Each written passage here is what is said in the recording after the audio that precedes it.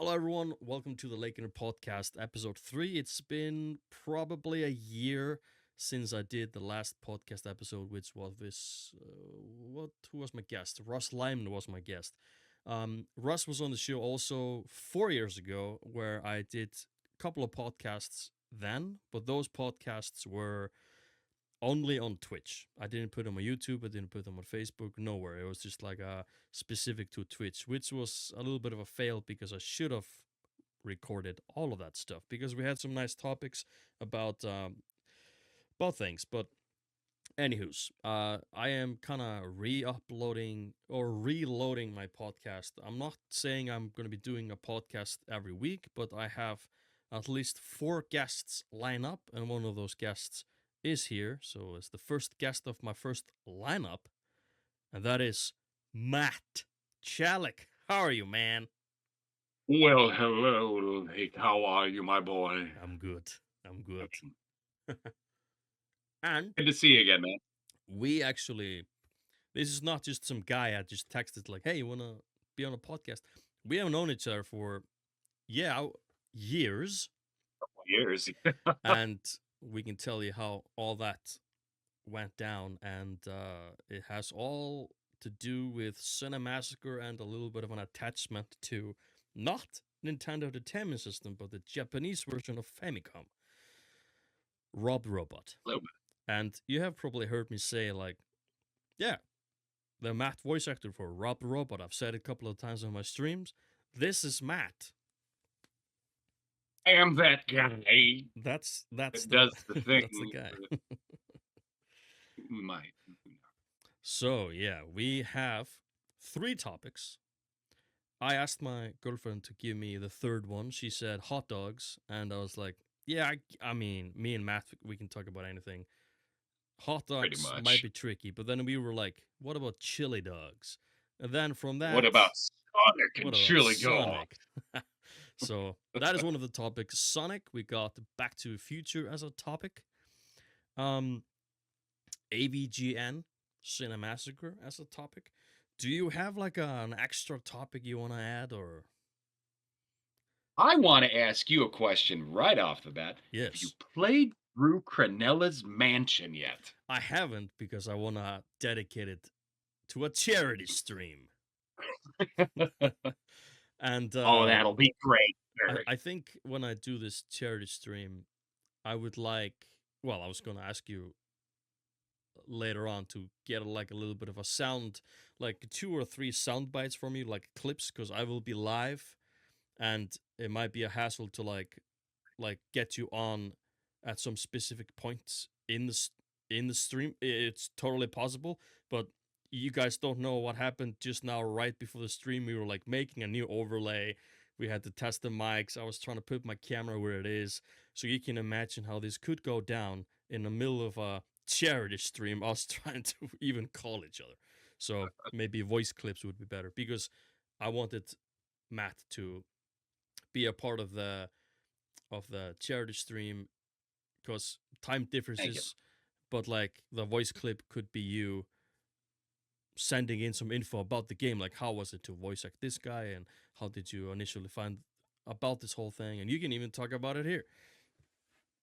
Well, I mean, we can do just that. Yes, because I'm really It's interested in it. oh yeah, it's great. So much about it. But that's besides the point. So, you are wearing Knuckles on your hat. Yeah. Tell me, what's your favorite Sonic game in the original trilogy, quadrilogy, whatever you want to call that original series? Well, for me, like I would say Sonic 1. This is my first video game ever. This is that cart. This is the first game I Nice. ever played, and it's still here. And there's a little bit of a story, and I'll kind of go quick over it. Um, so I was not a gamer. I owned a couple of games. I owned the Sega, and then when we moved to the city from like the village where I'm from, I just took a couple of things with me. I remember I owned like a PlayStation 1, PlayStation 2, and I think I gave my friend like my PlayStation 1. Horrible mistake, man. I had Dino Crisis and shit on that. Um, PlayStation 2 I took with me because I was always playing like Grand Theft Auto, San Andreas, and things like that. But like I always went back, like all these cool graphics coming out and all that. I was like, yeah, but like no one does that tickling sounds from Sonic. Like you can't top all these things. So I always went back to Sonic on a CRT, and Damn good man. That's the way to do it. just followed me through my life, and I've moved quite a lot, and always somehow I there's so many things I've lost, like all my Pokemon cards, Yu-Gi-Oh cards, bunch of consoles, my old CRT TV, everything's gone. I have no idea where it is in the world, no clue. But somehow when I went to the East again years later, and I'm talking about like I went through like what is it, elementary school and then high school, all that phase of my life I was just playing soccer, trying to figure out what the hell I am in this life, all that stuff. And then I moved back to the east side where I'm from, to my dad, and I was there for a little bit, and then I moved to be kind of on my own to another village. So I lived there on my own. My mom is actually in that village, so I didn't starve, but I was, there. And my job there was at a frost house. Like we get this, fish from the sea, and I'm in the frost house. And now I'm actually, my job is now reversed. Now I am on sea. But I broke. Just long story short, I broke my hand. So I was in a like a not a casket.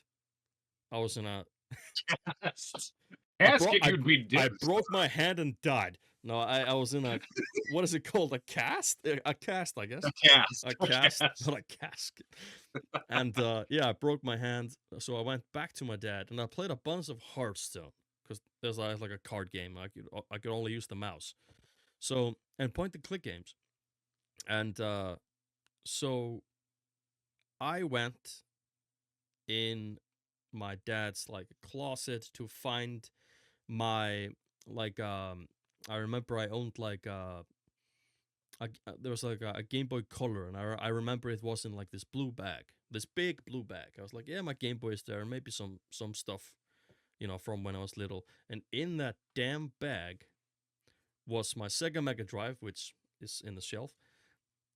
Here it's a Mega Drive, probably Genesis for you, right?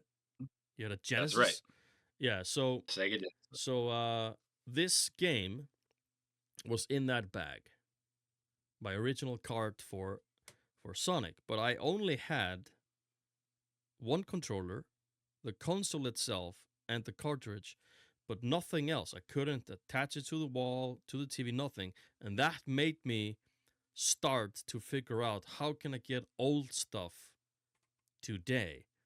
And now my collection blown the hell up, and but that is more because of AVGN. But it all started, all this, like 3 monitors, a PC, a microphone, a mixer, a camera, me on camera right now, this podcast, everything.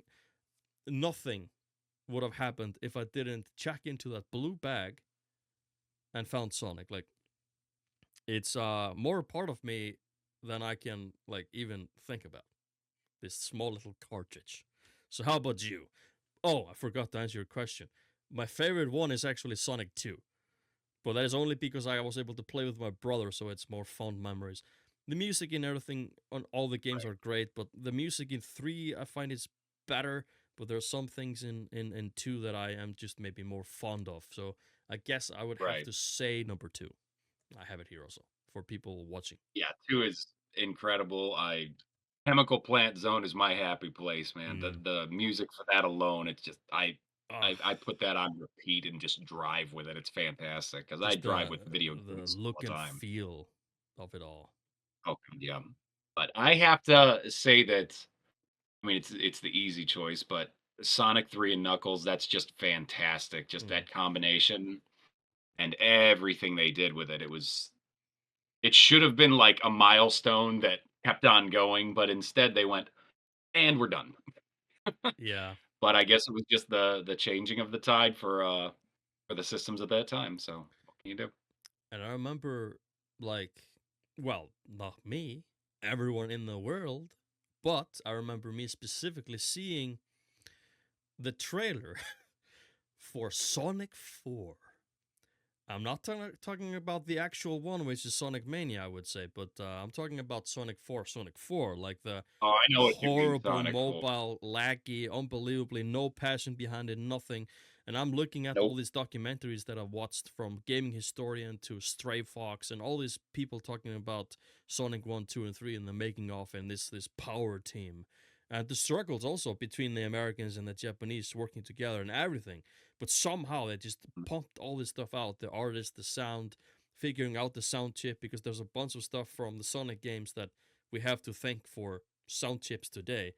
And Yeah. of course, we can't forget Super Nintendo sounded great, but I'm just gonna say it.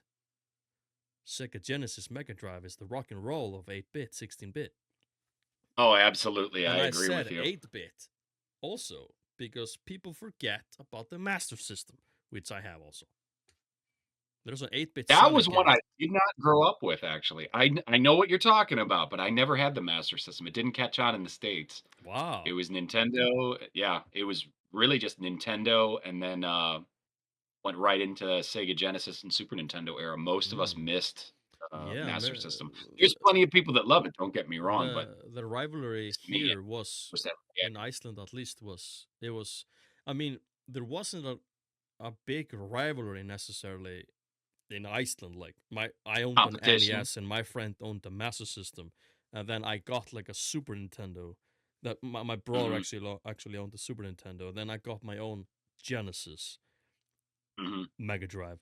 But yeah, we always had that Master System laying around. And then it's kind of funny, when Sonic came out, then they also went back in time and made Sonic like 1 and 2 for Master System, but like different.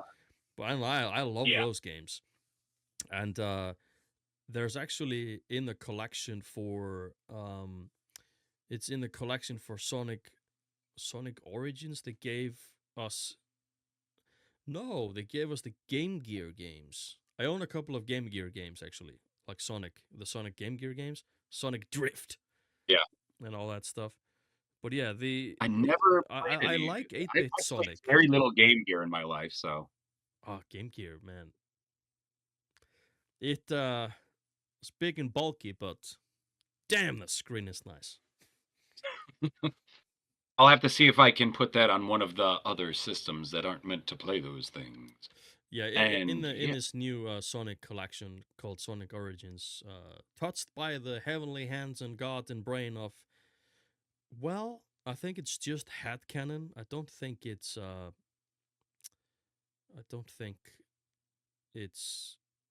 I forgot his name. that guy That guy who did with all the the cool name. mods for Sonic 1, 2, and 3, and then he made Sonic Mania with headcanon. Oh, that I can't think of his name I, either, I, I but said it yeah, earlier, Sonic right Mania. before we started recording. I said it. Ah, You did, and Whitehead, Christian Whitehead. There we go. Christian Whitehead and we need headcanon. another Sonic Mania, man. Like, Oh my but god. not Sonic Mania. I mean, just a straight up new game. Because yeah, Yeah, like they gave what drove us me now nuts. recently. They gave us Sonic Superstars, which is the thing is, I played it a little bit. I liked it, but the only thing I just don't like to see in my Sonic games is no pixels. I don't like this shell I shading. agree. It doesn't Give fit. me Like hypixels. the Sonic, the game where you have like modern Sonic and then classic Sonic together. I like that Yeah, look of classic Sonic in 3D. It looks nice, it's smooth. But then this game came out, Sonic Superstars, and it has Amy playable for the first time, which is a lie because you can play it in Sonic Mania. Um, it is. so she has that hammer, and I've always thought, of course, Sonic Mania is just, it screams that it's actually the Sonic 4. But imagine this coming out way back, just a couple of Yeah, years yeah. after 3. Just yeah, I think honestly they would have give us Amy. Like, it didn't have to be a spontaneous maybe idea for the crew behind Mania to give us Amy. I think Amy would have probably, like, I mean, I don't know if she would have had the hammer because that evolved through the 3D games, but still. yeah. He kinda missed me 'cause I think because of my age, I kind of dropped off after the main series did its thing, and, after Sonic and Knuckles, that was kinda where I was just out. Not Yeah. intentionally, just I was growing up at that point, and I just moved on to other things, I think. Did you play Sonic 4, like Sonic 4 as it's called? Okay, okay. So It's so I horrible. got it for PS3, and Oof. I think I got it late, and I already heard bad things, and then I played it, and I was like, "The fuck is this?" I remember And it just was just jumping in the so game and thinking, "This is wrong." yeah, Like, yeah. it feels That's wrong. all I can say. Yeah, it feels wrong, Yeah. and, uh and I think I had a code for episode 2, and I got it also, and I hated that they made it episodes. Like, why would you do that? This is not Sonic. Yeah, oh, it's And it episode just 1 and 2. yeah, It's and then not even a whole they were freaking supposed game. Ugh. no, and they were supposed to do more episodes to what I understood, and then it was received so badly that they just canceled it. It's like, Yeah, thank God. "Oh, now it's on the burn pile also." I mean, Fantastic. imagine how much the community has to fight for Sonic. Like that first version of Sonic for the Oh, movie, yeah. we had to fight for Sonic to Yes. look how he Yeah. looks today and all that stuff. Well, the creator, he went and put out posts and everything saying, "Thank you, community. Thank you for knowing the best way that Yeah. Sonic should look," which is And not and that. the funniest thing of all of this stuff is like, have you seen the reaction on YouTube like when they were showing the first gameplay trailer for Sonic Mania? People lost their shit. They were showing I like didn't they're see it. I oh need to yeah, look I have to at that. send you this video. It's like they're showing all these games and it's like going forward because there's this showing game footage going forward, and then Yeah. the screen turns blue and it says but, and people are like, oh, what do they mean by but? And then they start to reverse the footage and everything's going back. Why is it going back? And then it stops at 3, Sonic 3, and it turns blue again the screen and it says we're going back. And then it turns into a zoomed image of Sonic, but it's Sonic 16-bit again. And then he runs, Mhm. he does like that thing with his finger and does like the run, runs through the screen, and boom, into a random level somewhere in Sonic Mania. And Mhm. I have not seen people scream this hard like when Toby Maguire came out of that portal in like that Right, Spider-Man right. movie. Like it was No that way home. intense. People just lost it, and Yeah, I never I saw the loved it. reactions. I gotta check that out. Yeah, I You have to make me send. wanna play that game now because I have it on Steam, and Oh, I played it, and I loved it, and I beat the hell out of it, and then I just kind of uninstalled it just to save space, and just yeah, haven't come back. Oh, I yeah. wanna play it. The thing about it now is there's this new thing in it. I haven't played that. I beat the game, but I haven't played this new Yeah, thing.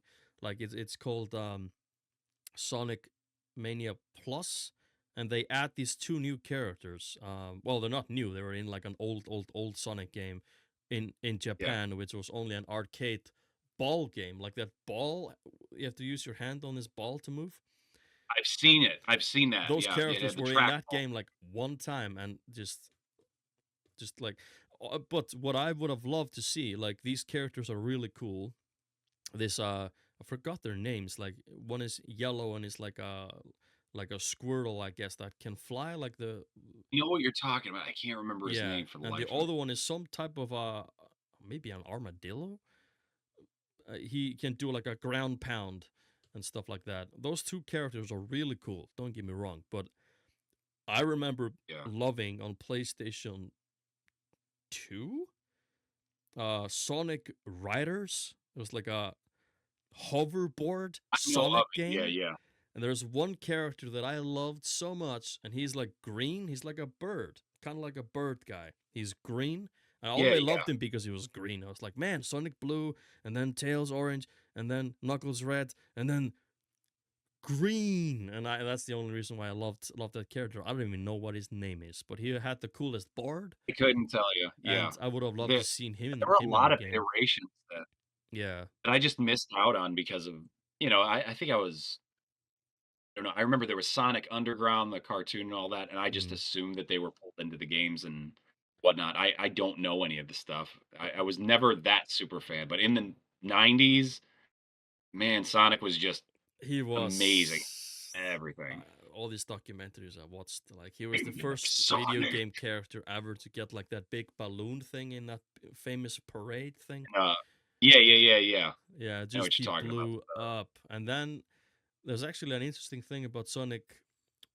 Was it Sonic 3 or 2 where they had to skip a couple of the content that they could have added, but they had to skip it because they wanted to release the game on Groundhog Day. So they had to push it Can't remember. I know what you're talking sooner than about, but I normal. can't. But then, of course, in the attachment, famous attachment for 3, that stuff was released. So it didn't hurt too much. I look into. But I yeah, watched a there. documentary about Sega and how they did everything back in the day, and it was really incredible. It's on YouTube, and I can't remember for the life of me what it was called, but it was the rise and fall of them, and it's Ooh, very, very interesting. Yeah, it's really cool. But the way that Sega was so aggressive about getting the Mega Drive and Sega Genesis marketed the way they did it in America, the thing was Nintendo was top tier. They were absolutely they winning. were And what ruling it. most people, yeah, what most people don't seem to realize, and I didn't,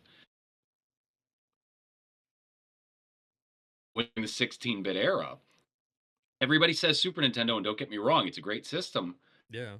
but somehow they gloss over the fact it's like more people bought the Sega Genesis Mega Drive, and that was in more homes than the Super Nintendo was. And it's like, Mm. I would have never thought that Now, just by how just everybody thinking talked. back, like I'm from a small village with 100 something Mhm. people, and I saw more Segas than NES or Yeah, SNES. yeah, I don't know why, but there was always more Segas. And then, of course, everyone in the village got like an N64. And I remember it's not because of the controllers. I just wasn't maybe ready for 3D. I was excited for Donkey Kong 64, but then I played it. I was like, what the fuck? Like it's good pretty much. now, but Yeah. like way back, I didn't understand. I couldn't Is even it leave the beginning area. I didn't. Donkey Kong is good now, or Donkey Kong 64 is good now? Because I will Well, fight you on. I will say that Donkey Kong 64 today, I would have had probably a lot of fun playing it now, but Donkey Kong Country is always good. Country, you can't beat that. That one's still amazing. I watched the And the documentary one the other thing, day about it. All 3 games and the music, mainly about the music. It's the video is called like the that yeah. beauty of the music of Donkey Kong Country or something like that. Oh yeah, that stuff is incredible. That's another soundtrack that I'll put on and just Oh, let it go. Just like dun dun dun dun dun. That it eases your mind. I am it honestly. There's something about that water level quiet. Like yeah. oh my god. People say dire docks. I'm like, it's good. But have you heard Donkey Kong? I'm always that guy. Have you heard Donkey Kong Country?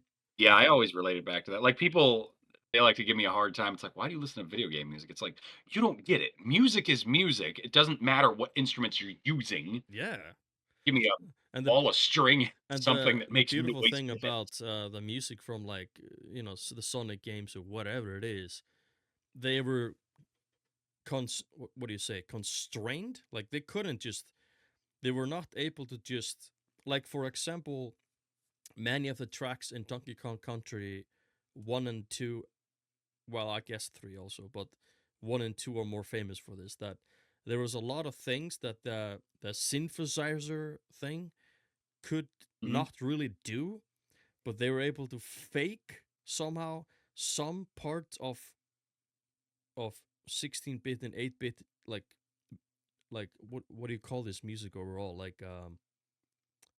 they say this for the Game Boy. The Game Boy plays the Chip tunes?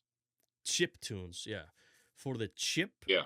the chip in the Mega Drive or Genesis just had that oomph that the SNES Mhm. didn't have. SNES had a lot of other Yeah. things, but like, man, the rock and roll was They deep, had, like, the deep whole in the heart of orchestration, the but Sega. Yeah, and there's a lot of yeah. things that, if you, for example, for Aladdin was on SNES and Sega, maybe it looked Yep.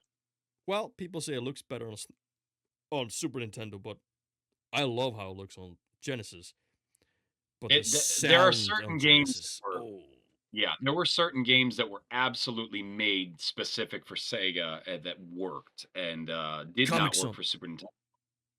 Comic Zone was incredible, and it's such a Earthworm shame Jim. it came out as late as it did. Earthworm Jim, you can't beat Oh that was Super man, Nintendo. yeah. It was no match for that. But man, did you did Aladdin you was did definitely you a huge play selling. Comic Zone? I loved Comic Zone. It was so cool. You I love Comic Zone. go That out of was the so man. Why awesome. don't we have a remake of Comic Zone, man? Probably because it was released so late and it wasn't received well because everybody was moving on, but that Yeah, game's it's. amazing. I've seen like with Streets of Rage, like what they did with Streets of Rage 4. They made it modern, but they made it feel everything as the old games 1, 2, and 3. Streets of Rage. Mhm. I mean, the music in Streets of Rage 2. I loved. That was prime Sega. I have a small story about Streets of Rage 2. I never played it unless I played it with my brother. My brother is 10 years older than me, so he was like, of Yeah, course, yeah. I'll play with your little brother, but, I'd rather be out there kissing girls. And I'm like, man, I want to just do the spin kick with skate. And yeah, when like my brother stopped like not always playing some games with me. I for some reason, if I got sick, like you're sick at home with the flu and you can't go to school and stuff, which is like awesome when you're like sick but you're not that sick, you can play games. Um, that period, Was there any other I kind? always played Streets of Rage 2 only when I was sick. I didn't have to, but it was just a ritual. I played Right, through it, right. and I played through it again with all the different characters, tried something new, and sadly, I have a couple of Nintendo Power magazines, and the Sega Mhm. magazine was called what? It was called. They were like fighting I back don't on the remember on a the specific one. Nintendo. Nintendo Power has See, I such a ring remember to it, but the Sega didn't really have a. well, there was a lot of different ones that were around at that time, but I don't remember a specific Sega one, to be honest. Yeah, I actually have to just quickly Google this because I owned three. Game Pro was a great one. Yeah, maybe it was just a part of that. Let me see, like Yeah. Sega Magazine. It wasn't called Sega Magazine though. Nope. It wasn't called Sega Power either. Why is Nope. Google telling that those lies?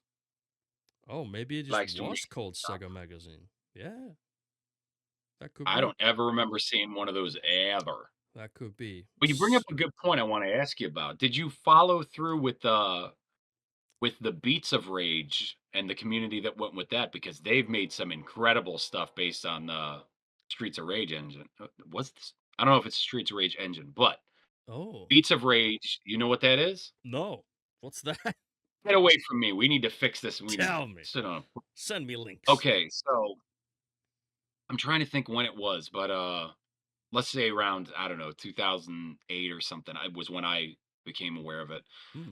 But there was this, mod community that went and made Beats of Rage. It was another Streets of Rage game, and it plays like Streets of Rage. It sounds like Streets of Rage. It's awesome. Well, But they released the source code to the internet and said, "Make your own and have a blast." And that is still going strong today, so much so that someone there's a guy that I followed, he went and made such a mod that it's 4 players, and he ripped every sprite he could and had a team. It was a fan game, complete fan game, but they did the entire Marvel Infinity War saga from the books, and it has over 100 playable characters, and it's incredible. oh my And that is god. my favorite beat 'em up of all time. I love that game, and it's, ZVITOR is the You're guy gonna have that to did it. send me a link to this. Yeah, yeah. Gonna have to It is stream absolutely this. worth your time. So much fun. It is Uh, ridiculous. The only drawback is that I haven't found a way to play it online with anybody, but it is a I free mean, game, we and can he's try made that. multiple. We can try that Yeah, online yeah. thing. I would love to if we could find a way because that Yeah, game's we have to find a way. amazing. We will get Yeah. on that. And this is kind of reminding me of like when I was on the Retro Doctopus podcast. I have a hat. Hmm? I have a hat here. I'm a part of the Retro Doctopus. More on that in the future. Um, Get that from their gift I, shop I've been there. on like five podcasts already.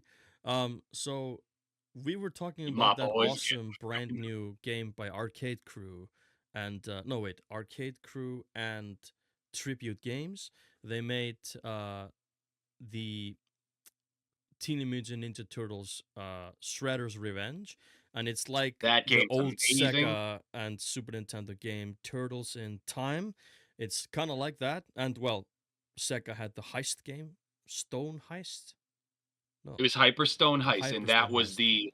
that was the Sega version Yeah, of Turtles in Time, just and that imagine, was the one I knew. Everybody imagine talked about back in the Turtles in day Time. having two awesome games. Yeah. Ah, how Well, lucky you that's how were. it used to be. Yeah, Fuck. and Imagine that's like what I like with that whole brand, you if you had a Sega, you didn't have to be like, oh man, only Super Nintendo has that. Oh wait, we have the heist game. It's awesome also. Man, that doesn't really that's what I happen loved today. about working on Cronelas Mansion because the guy that did that, he pulled a crazy card with that, and he made every version of the game. I think there's 5 versions, and every one of them are different from one another. So if you play one and think you know how to do it, you play Very another cool. version, that ain't the same thing at all. Everything's different, and Yeah, it's well, nice to just we like you said, to go back to a time like that where it's like, we have multiple great versions of this game, so, that is such a cool way. We have to talk about that yeah, game after we'll let's jump on that whole thing with you about that game right sure. after this thing that is in my brain about that Teenage Ninja Turtles Shredder's Revenge game. When we were playing that game, I was thinking, man, the sprites is this is probably the best looking. Uh, I mean, yes, it is 16-bit, but it is more. There, of course, it's a modern retro game, so they are Mhm. doing more stuff with what they had back in the day. They had like this small shit box of tools, and they just had to make it work. Now it's like Yeah. everyone can freaking go ham, Oh, and the yeah. games that are coming out now this year I'm like just Yeah. it's unbelievable.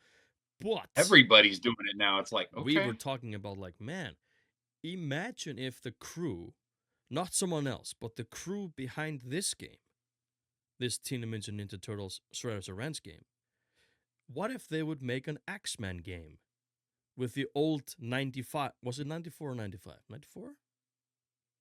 I'm not sure X-Men where you're going with 94. that. 95? 90? No, X-Men 87. Shit, what is it called? They like made the show again, X-Men or something. They brought like the Oh, old yeah, that was old done in cast, the like 90s. Baby Song. Wolverine, like Yeah, with the yellow suit and all that. Wasn't Deadpool and all that stuff. Like that old school yeah. classic nostalgia that we loved about that X-Men crew. Uh, it's coming by that people that made that game. I was just kidding about that. Like, oh my god, imagine. And then it's just it's on its way. It's in a couple of months' time. I can play by those guys that game. And what I mean by like those guys, and you probably have that thought too, like if these people are doing it, I have no worries. Like I know they're gonna Right. pull it off. Like I just know it. Like when Larian Yeah. Studios took the rights for Baldur's Gate and they're gonna do Baldur's Gate 3, I was like, let them cook. I don't care how long it Yeah. takes. I know it's gonna be awesome. And it's like maybe the most awarded game in history or something. So yeah. I gotta throw a little caveat in there. 2 things, actually. One, where you just mentioned the X-Men from the '90s, Mm, that Marvel Infinity War that I'm talking about by Z Vitor, yeah. you can play as the X-Men Oh my from the god. We '90s. have to figure out how to But play this. I don't know if you know about this, but I wanna bring it to your attention, and I found that they actually packaged it together, which was crazy. So, they made the no, this is not packaged together. Anyway, so when they made Shredder's Revenge Yeah. with all the original voices and all that sprite work, someone took it apart immediately and took all the sprites from Shredder's Revenge and put them in Streets of Rage as Shredder's Revenge, and it's awesome. No. That Oh is my out there god. online, and it's like, yeah. I have to. So every character in it, it's Shredder's Revenge characters Man, in Streets of Rage. people can say whatever they want about these the what are they called? I even forgot now. The Smash games, the Su- I just call them beat 'em ups. That's what I grew Smash up knowing them as. Bros. I'm not really much into those games. Super Smash Bros. And like they have Melee and all these crazy games, and there's all the Mario Oh yeah, yeah. Nintendo They've been doing characters. it since '64. Yeah. But it's like a 4-on-4 or 2-on-2 or 1-on-1 like 3D. I rather want to play 2D Shut up, Carl. Streets of Rage type of thing Yep. with friends rather than those. So that sounds actually more what I would love to do. This type of thing that you're Yeah, talking yeah. about. Well, that's a nice thing that a lot of that's starting to come back because I'm sure you know by this point, but they're doing the Toxic Crusaders game. Yeah. AVGN Cinemassacre got together with Chroma, and they're doing a beat 'em up game like Shredder's Revenge, Yeah. I but have with it Toxic on my Crusaders wish from the list. 90s. Yeah, yeah. And I just saw one very recently for Samurai Pizza Cats, which I was like, really?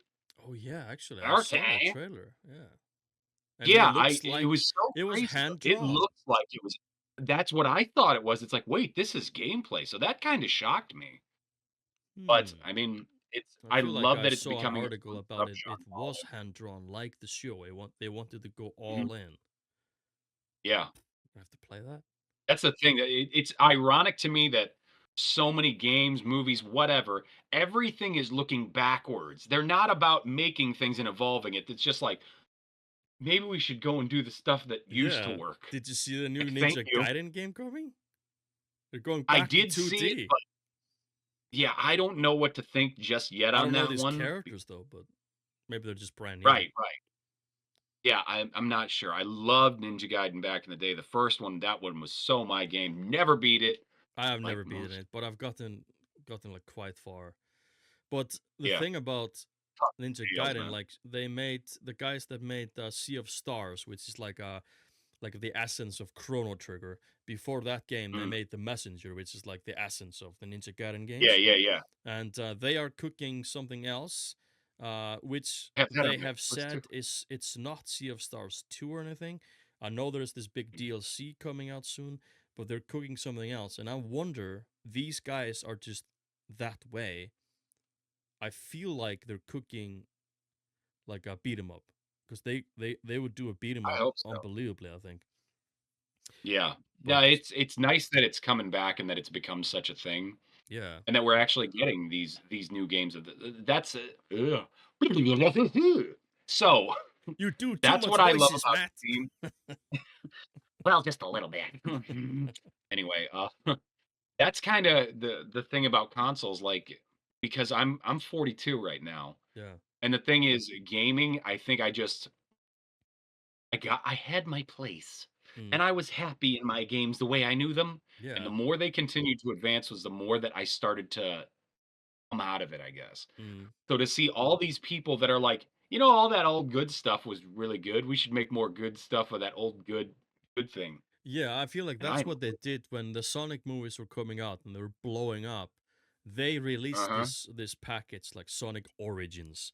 Like, and I Mhm. was like thinking I don't care if it's not 100% awesome because they're not releasing this for me. This is for the new generation. This is like for my Right. daughter and of course older Right. than my daughter, but of course my daughter will play that shit on a CRT TV with a controller and Because that's what we call homework from a good father. yeah. Where's an HDMI cable? Don't say that shit in my home. We don't use that shit. Straight to the CRT. You put your It's good garbage for your in eyes. It's and better push than your that ass to work. big TV. But of course, I have like the mini consoles. I love the idea of the mini consoles. We still don't have an N64 mini, but people are like saying, "Where's the N64 mini?" I am more like, "Where's the Master System mini? Why is there no Master System?" Right. Which people won't Yeah, care about, but I care about it. I was very interested in those, and I actually bought an NES Mini Yeah. the day they came out because of where I worked, and then the instant I got to the car, I realized I didn't need it Mm. because I am such a classic gamer, and I love all that stuff. It's like, I have everything on my shelf over Yeah, there, I got the and somebody SNES Mini just because there are so many games on the Super Nintendo.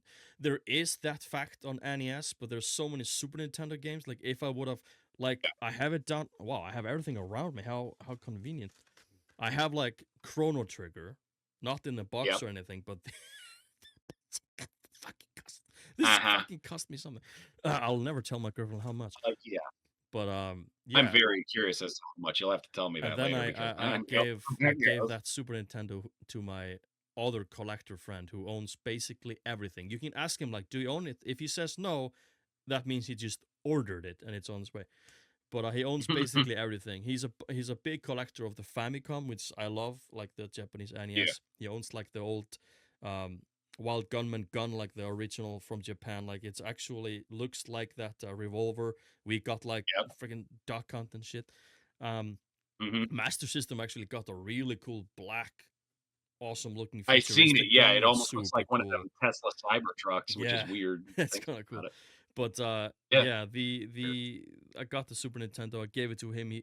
And he was like, "Yeah, I'm just gonna put a couple of games on it." I'm like, "What do you mean?" Yeah, it only has like Uh-huh. these games. It doesn't even have like all the Donkey Kong Country games. It just has like number one, and like it doesn't make sense. And doesn't even Uh-huh. have Chrono Trigger. I was like, "What doesn't?" Oh, okay, yeah, okay. I gave it to him, and then I got it back. He's like, "Yeah, you have 300 something games now." Yep.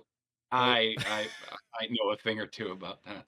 I mean, he I is never a. owned them, I but mean, I did it because I mean, he fun. told me that wearing a pirate costume. So I mean, it's legit. If you catch my drift, people. So now I have that, and I kind of want to do the same with Sega Mega Drive Mini Genesis. Yep. And what I love about those mini consoles is, sure, it's HDMI. You just plug it into your conveniently big TV downstairs. But if you look at the console itself, it just looks exactly like the actual old console. It has the knobs for Mhm. like the volume, which you don't need, but it's there and you can move it. You don't have to move it. Does nothing, but it works. And I was kind of disappointed when I saw everything about the PlayStation 1 Mini, which wasn't really well received because they were kind of lazy about the hertz, Uh-huh. like 60 hertz and what, 50 hertz. There Uh, were a lot of problems but I with it. think the more tack you go into the reason why the Mega Drive Mini and Super Nintendo Mini and NES Mini are just really, really well received is because they didn't really have to do much. There's no Yeah. hertz, nothing bullshit like that. There's no polygons. It's just like here and here and here. ROM files. You can't go wrong. So Mhm. yeah, just I love that. But like the PlayStation One, you could not.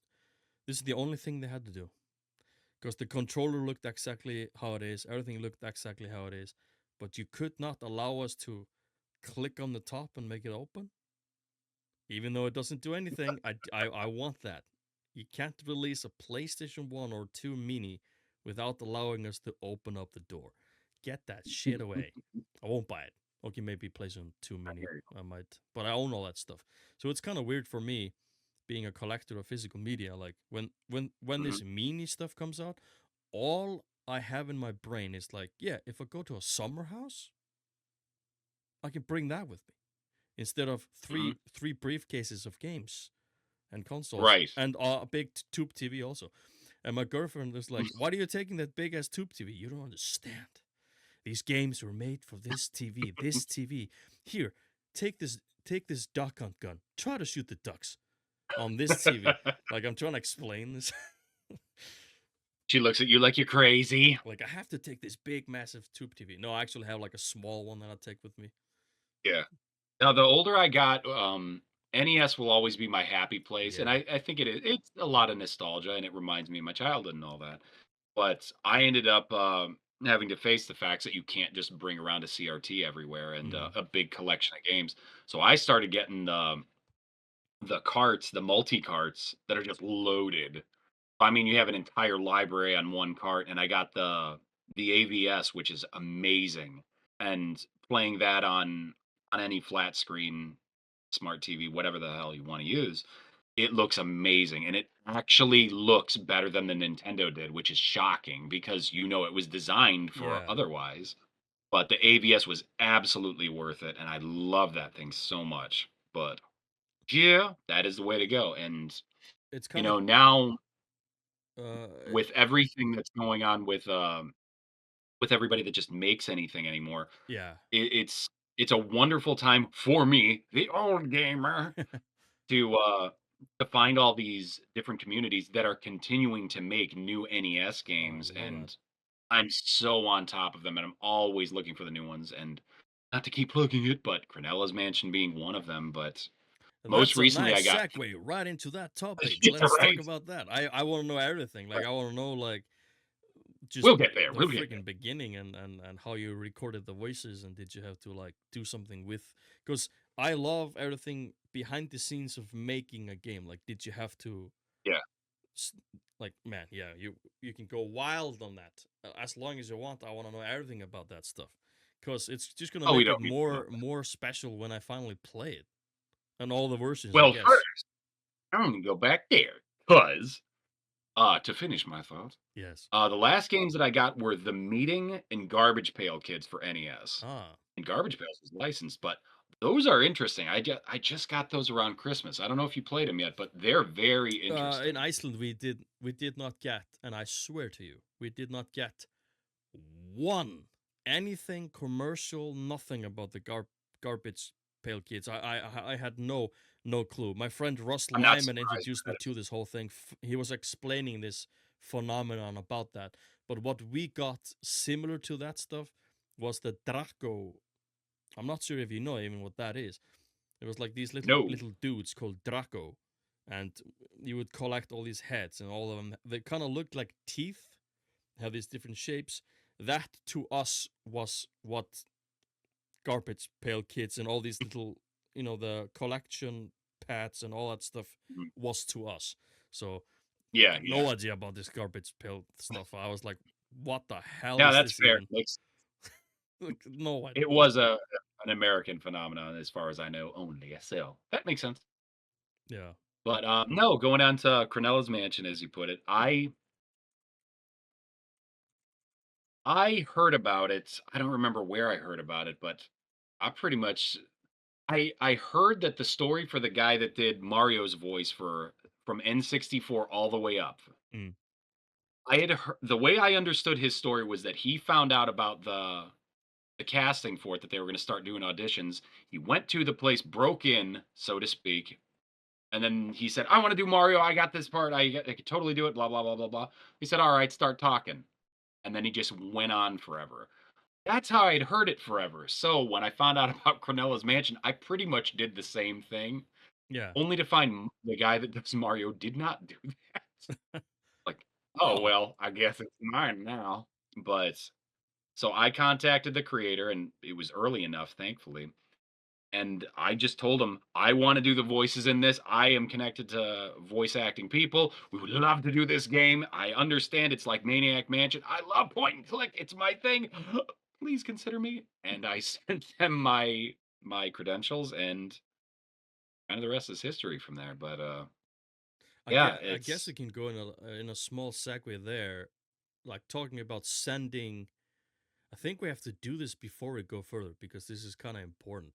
Like I think I know where you're going. talking about sending things voice wise. So this doesn't have to be long, but when I was like Amen. completely on, my brain couldn't think about anything but just make a Leikjarinn video, and I had this idea with Rob the Robots, which, if you watch the YouTube, which is like nothing there, but hey, the podcasts are coming, and I have big plans, and it will all eventually happen. But I needed someone to talk because I tried it myself. I tried it. I tried to write the script where I'm talking in front of the camera, and then I'm bouncing off to this character who is talking to me. Obviously, this robot, and I was like, man, I don't want to do everything.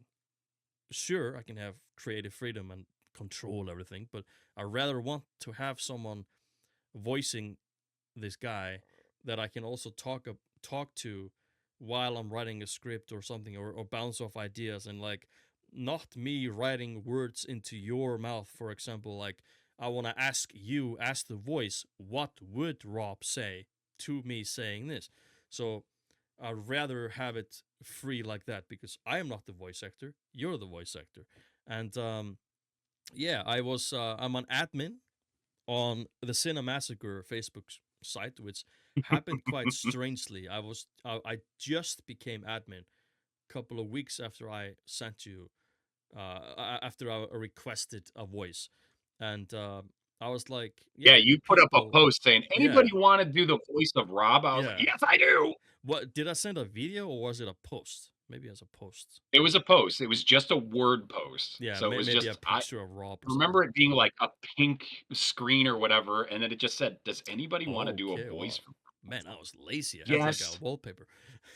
um, Yeah, and it's s- funny because I was at work and I seen that, wow. and I just said, "To hell with it," and I went to the bathroom or something. I just started doing voices, and I just started sending him because this was in America, it was the middle of the night when I saw this Yeah. in Yeah, I time was frame. just early morning at my job, maybe 10 a.m. Yeah, or something.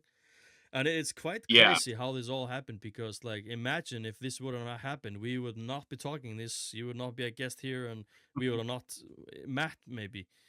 Maybe I would have like yeah, liked your comment randomly as just some random guy on Cinemassacre commenting on something there. Like I would have never had this beautiful yeah, friendship that we have. So like yeah, I was about just 5 going years to and stuff. work, and that specific day there was like we call it in Iceland Bræla, which was actually happening today. Like it's when the ocean is trying to fucking kill us and we can't go out on sea. That's when we stay in land, and that's called Bræla. And that was happening, and I didn't really have much to do in land. I could go to the storage house and like try to find something, like push the dust over there and then push it back where it was, or something. And I was like, my brain was just I could not get out of my mind that I wanted to. This was back when I was living at my dad's place, so I had like all these crazy hours that I could have done something, but I had this insane idea in my brain. I was like, man, I'm just gonna post it on the Cinemassacre site because if I post it on like some retro groups, people won't really get it, but everyone will get it on the Cinemassacre group because it's Rob and all that stuff, and James Rolfe, AVG Anime did work for him, but like he did it like, I mean, I like his Rob, but he was just more of a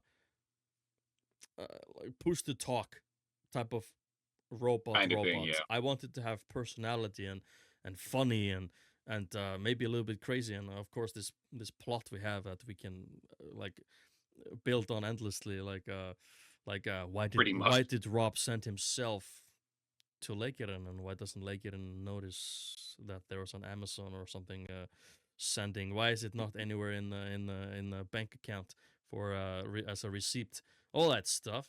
So yeah, I posted in there, and crazy that I got really quickly three guys, and I talked to two of those guys. Those guys were not you included because you came in late. Um, I was talking to these guys, and one of them was making a really dim voice, and then he wanted me to put a robot filter over it. And you and me know that, like, sure, I tried that in that small little. I was doing a live stream advertisement for the Icelandic channel that I stream on, and I wanted to Mhm. test how would Matt sound with a tiny robot filter on, and it was just wrong. So I was like, okay, then I won't really work like that. And Yeah, I was talking to this guy, and I was like, well, why should I get your voice?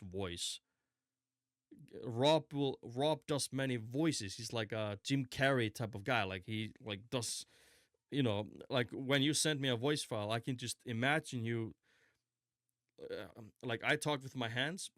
You like talk like you're not just talking into the mic. You are motioning yourself, and like you're bringing everything to life through the voice. yeah, And I'm saying that like as someone who doesn't do what you do, but I understand it 100% how that is yeah. important. And I'm telling you guys, listening or watching, I almost did not see your message because you wrote, and then at the bottom was the sound file, but your right written text was so long that I didn't see the freaking bar. Yeah, And I thought to myself, nah, I'll give it one more day to see if I get some more. So if I would have not thought to give it one more day, I would have probably picked that Bob guy. right. Like, so I clicked on you, and I was at work, and I was wearing my little headphones, and I clicked on that freaking audio file. I was like, wow, it's like 3 minutes or something. And Guys, it was just the first voice you tried. Of course, we kind of have the voice now, but of course, Rob is all over the place. But like, I was like, there was sound effects. There was like these crazy. I'm, I'm I not think the sound not effects came later necessarily. because Yeah, later. Yeah, the way the way I remember it, because I was at work, I just went I think it was to the bathroom, and I just started yeah, recording sh that's true. and I got then it raw you first. you yeah, you messaged me back really quick after that, and, I just continued working and doing that, but by the time I went home, I have an hour drive home from where I was, Mm.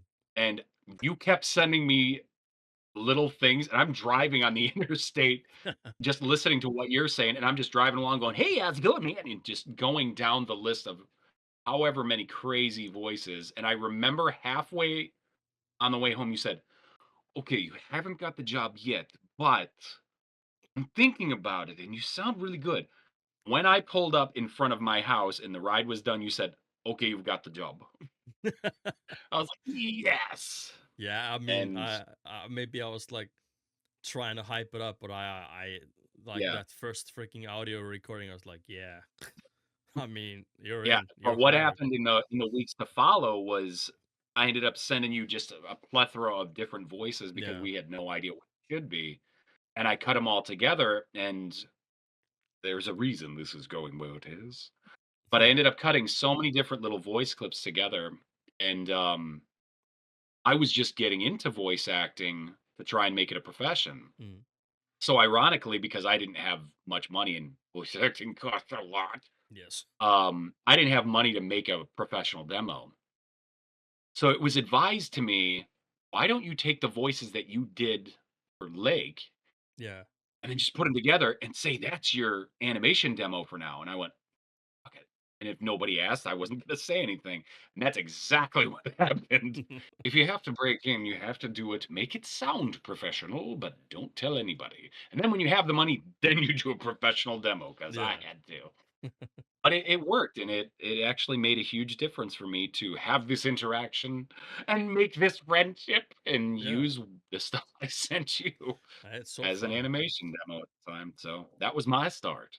And it's quite funny All about because of this. that. Things started for you after that, but then my job Yeah. took over me, and I could not. Yep. It was quite funny. Like I was trying to start this, and then I found you, and then you started your thing, and I was hindered by real life. Just, but not necessarily just real life hindered me. I was also just overthinking it, and you know how it is. Like when we were writing the script, the beginning of the Oh, yeah. Castlevania Legends, you know how I am. Like, oh my god, this has to be perfect, perfect.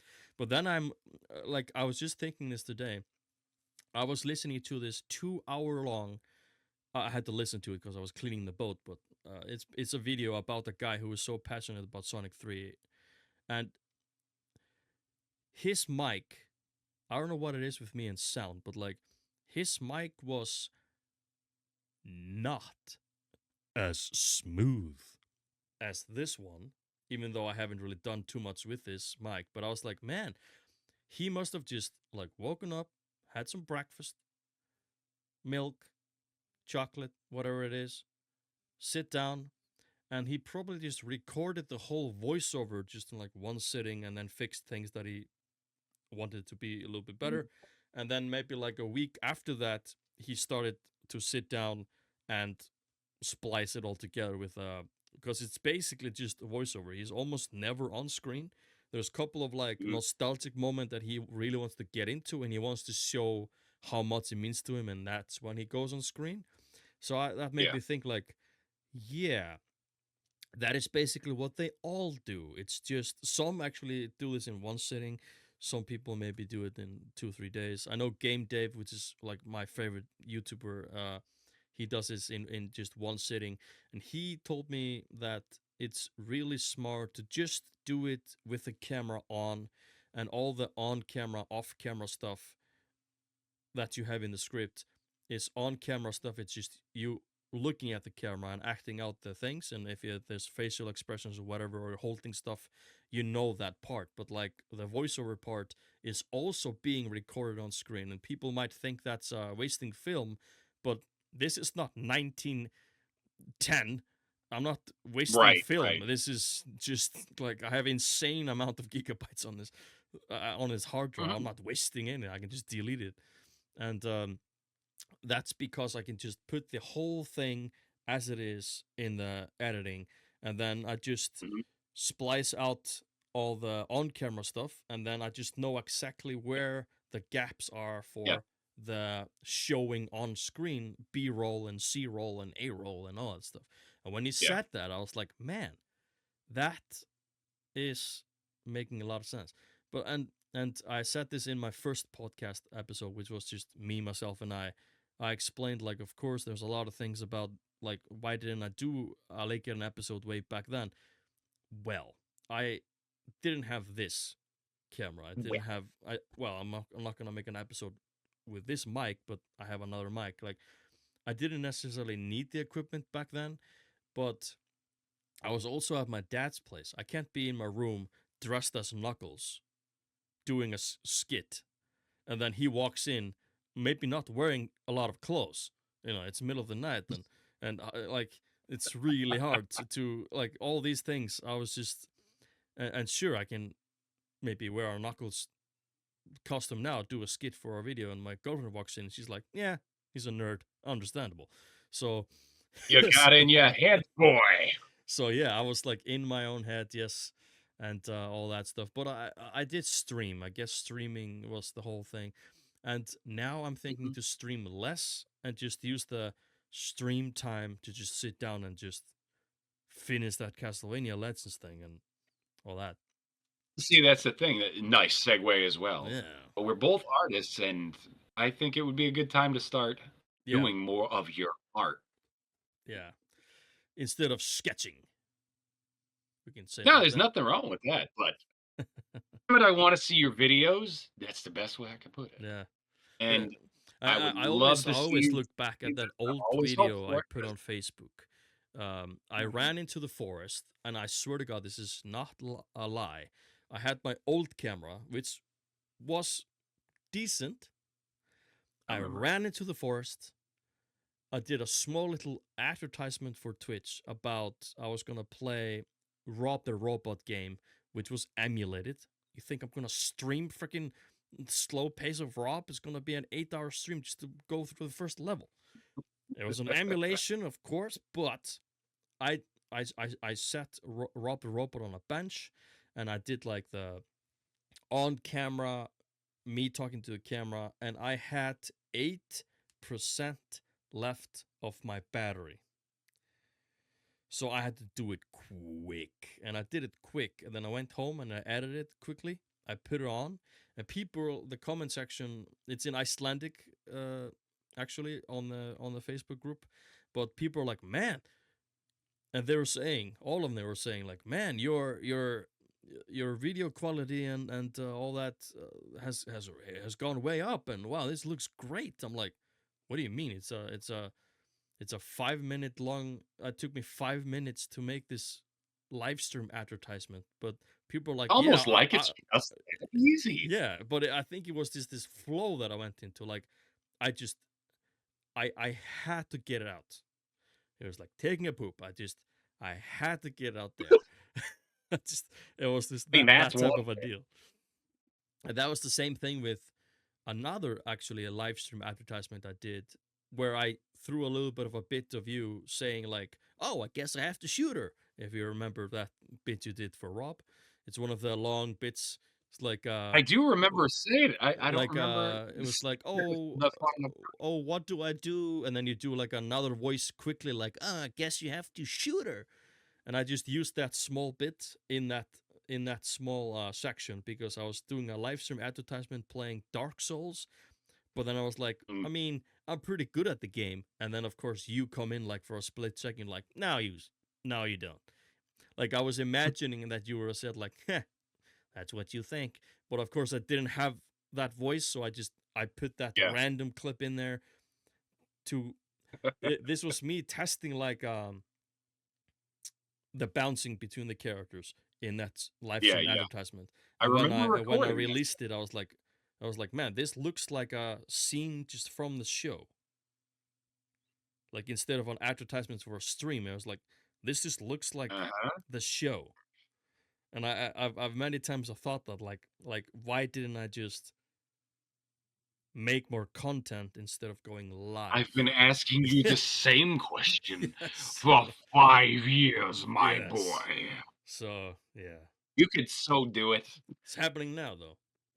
We gotta get the viewers to get you out of your head and The convince. I need the also by the way guys who was listening or watching, this is being streamed on Twitch at this also, but there are people here in the chat actually that have arrived, and all questions, if you have questions for me or Matt, we will answer those questions at the end of the stream. Please, But please. keep on writing in the chat. I'm not ignoring anything, but I'll read through everything at the end of the stream. So if you have any questions, throw that in there right now. But to go back to my train of thought, I think all this is just happening for a reason, and now you have to tell us everything about Cronelas Mansion Oh, well, from it's the a pod game. that you were, of course. When did you like learn about like there was going to be all these different versions, and did you think to yourself, oh man, I'm just gonna voice act then one of them? But did you never think to yourself, this is the first thing I thought when you told me this, like, man, Matt is going through the same thing as the guy did that talked for Guybrush Thriftwood from Monkey Island. You are honestly doing that. This is a point and click game, and it's not just some shit point and click game on Newgrounds where the guy who No, made the game no. does the freaking voices. This is like a job, and this game, Yeah, is just made with the same heart and passion as the Monkey Island games. The of course Manic Mansion and all these, and it has the feel. And it was funny when you said this to me. I just watched the Secret of Monkey Island by Ahoy, which is like a huge big YouTuber who does insane documentaries about games, and it's yeah. always like insanely detailed. And I just watched that, and then maybe a couple of weeks after that, you told me about this. I was like, oh my god, because in that documentary they go over the voice actors so much. I was like, man, Matt is like Mhm. going through all this stuff. Maybe not in the studio, but you have your own studio at home, so it's the same. Yeah, yeah. Well, COVID made sure that everybody had to do that. But, yeah, no, it's yeah, no. Anyway, no, with Cronella's Mansion, it was very interesting because one of the things that I do is help with the translation because the Stranus company, who's wonderful, they're out of Spain. And Mm, so, myself and the director creator, what have you, yeah. we've grown to become friends. So there were things in there that it just didn't translate the way that it should. Mm. So I would ask if I could, add a joke here or there, or whatever. And sometimes, they go in the script. So in the demo, some of my writing is in it, but there is no voicing in the NES one, obviously, or Game Boy Color. Mm. And I don't believe Game Boy Advance has any voices. But he did use voice clips, just like tiny things, but they're in the Super Nintendo version. And the Steam and Switch version, I believe, will both have voices. The Steam one does for sure, and that was so much fun to do, and a lot of trust from them. Stratus Company is wonderful, and And this is like Steam will probably give us the ROM files for all of them, but this is on physical. their yes, they will be physical copies, and I believe Switch is getting a physical copy. I can't remember if PS and Xbox are getting it. I think they are, but I But could be but wrong. don't you feel like weird talking about this? You were just saying like, yeah, I think it's on Super Nintendo also, and maybe. Right, This is right. so crazy just saying it out loud. Like Oh, this is the stuff you grew up on playing, and now you're like, yeah, yeah, yeah. I'm on this stuff now. It's For me, in crazy. my state of mind at 42, and being the You look the 41. gentleman that well, thank you.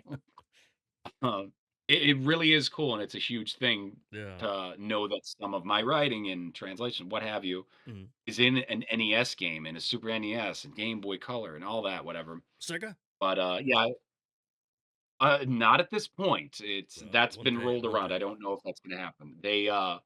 When they raised the money for the Kickstarter, we Yeah. successfully made that happen, and, that game is in production now, and we'll see where it goes as more develops. I just know that Mm. it's a huge undertaking I because think the games that you it mentioned now are for sure enough, but it would be kind of cool because there was always this thing about Super Nintendo versus Sega Genesis. It would be cool to have Oh, I these totally two. agree. I think it For would me, be a I nice still package. wanted to see a Sega Yeah, version because yes. it's Sega, and Matt that I'm Chalik on the aware of, back. they don't. Oosh, Right, right. how That cool I'm is that? aware of, they don't really have any point and click games. I could be wrong on that, but being a big Sega kid, I Actually, never yeah. found one. All I know is I played on NES. Shadow Shadowgate.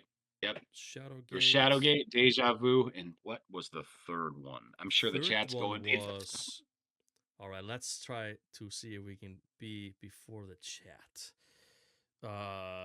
So Shadowgate. Is it I The I Uninvited? I own those games.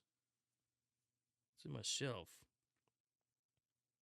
Yeah, Shadowgate, Uninvited Deja has Vu. to be. I think it's Uninvited. Yeah, you're in that maze. Yeah, I think it's uninvited. I think I saw it on a gaming historian episode. Hmm. Yeah, those ones kind of missed me when I was a kid. I Mm. never played them, I only played and it was only Shadowgate. something I've experienced. Yeah, I've only experienced them in the last few years, but my patience for flipping through the pages of inventory, Yeah, yeah. oh man, it's hard to go backwards. But It is super smooth. I feel like point and click games just are so perfect for PC, like that mouse thing and all that stuff. right, yeah, And yeah, they yeah, they perfected it with the Monkey yeah. I know Island, they put mouse and then of course capability for Sierra did vanilla. it also like beautifully with all Yeah, those King's Quest and all that stuff. yeah. My You big would ones be are. fantastic in a police in a space quest game because it's humorous. Everything is Oh like well, heck, strange and crazy. So yeah. Well, I'll see if anybody's making one, there and then could I'll be a break into it. robot there, maybe. Perhaps. My big ones for point and click, because I love point and click, but Yeah. I love Maniac Mansion like most did. Mm. Day of the Tentacle was fantastic. Sam and Max, fantastic games. And my above all, my favorite of all time was Full Throttle. I love that game, Oh, and they I'm did a so remaster, hoping that maybe. someone. No way. They did, and that game is so perfect that it Yeah. just works. But I mean, Full throttle. if there comes a time that somebody is making a sequel or remake or what have you, I hope they need somebody to do Ben's voice because I'd love to do it. Yeah, do it. You're gonna have to Yeah. send them that resume again. Hey guys, Oh yeah. That's that's probably how I'd have to go about it. have you made Hi, like I'm a just new a regular. resume, or are you making like a portfolio that you have to Yeah. have At this ready? point, I am. I mean, Yeah, when you're doing the professional thing, you have to pay the cost for those things, and you have to have the professional demos made, and because that's how you you get sent me work. that file that you took all these different characters and you there was Yeah. like a like an introduction to those characters type of thing, like the mouse guy that killed me. What did it say? Like Are we biggest. talking the new demos or the Yeah, old ones? I think the new demo, like biggest crime stinks. Oh, yeah, yeah, yeah, That yeah. stuff. Yeah, that's on the new one, and, that's my professional animation demo, but, That yeah, that stuff gets is sent out to people, and that's it's people awesome. decide if they wanna deal with you or not, Yeah, and, but, yeah, it's a compilation of different voices, and that would be the Mink, and, that's so good. I trying was to think talking how to it's I showed Alessandra these clips. She was like, "Oh, that's Matt." I was like, "Yeah, yeah, wait, it's coming up, it's coming up. Biggest crime stinks." It's something. It's how you yeah, those are say on YouTube crime. now. Yeah, It's not just you don't read the in the script or whatever it's how you say crime as this guy. yeah. I Well, all the characters I know what are you're getting awesome at. also, but yeah. let me illuminate. So, for the last time, I am not the weasel. I am the mink. Completely different animal. Yeah. And then it goes along and what have you. And then you smell that? It's my mighty mink musk. Because crime stinks. Yes. And that's what you're thinking of. This is the most like it's reminding me of like the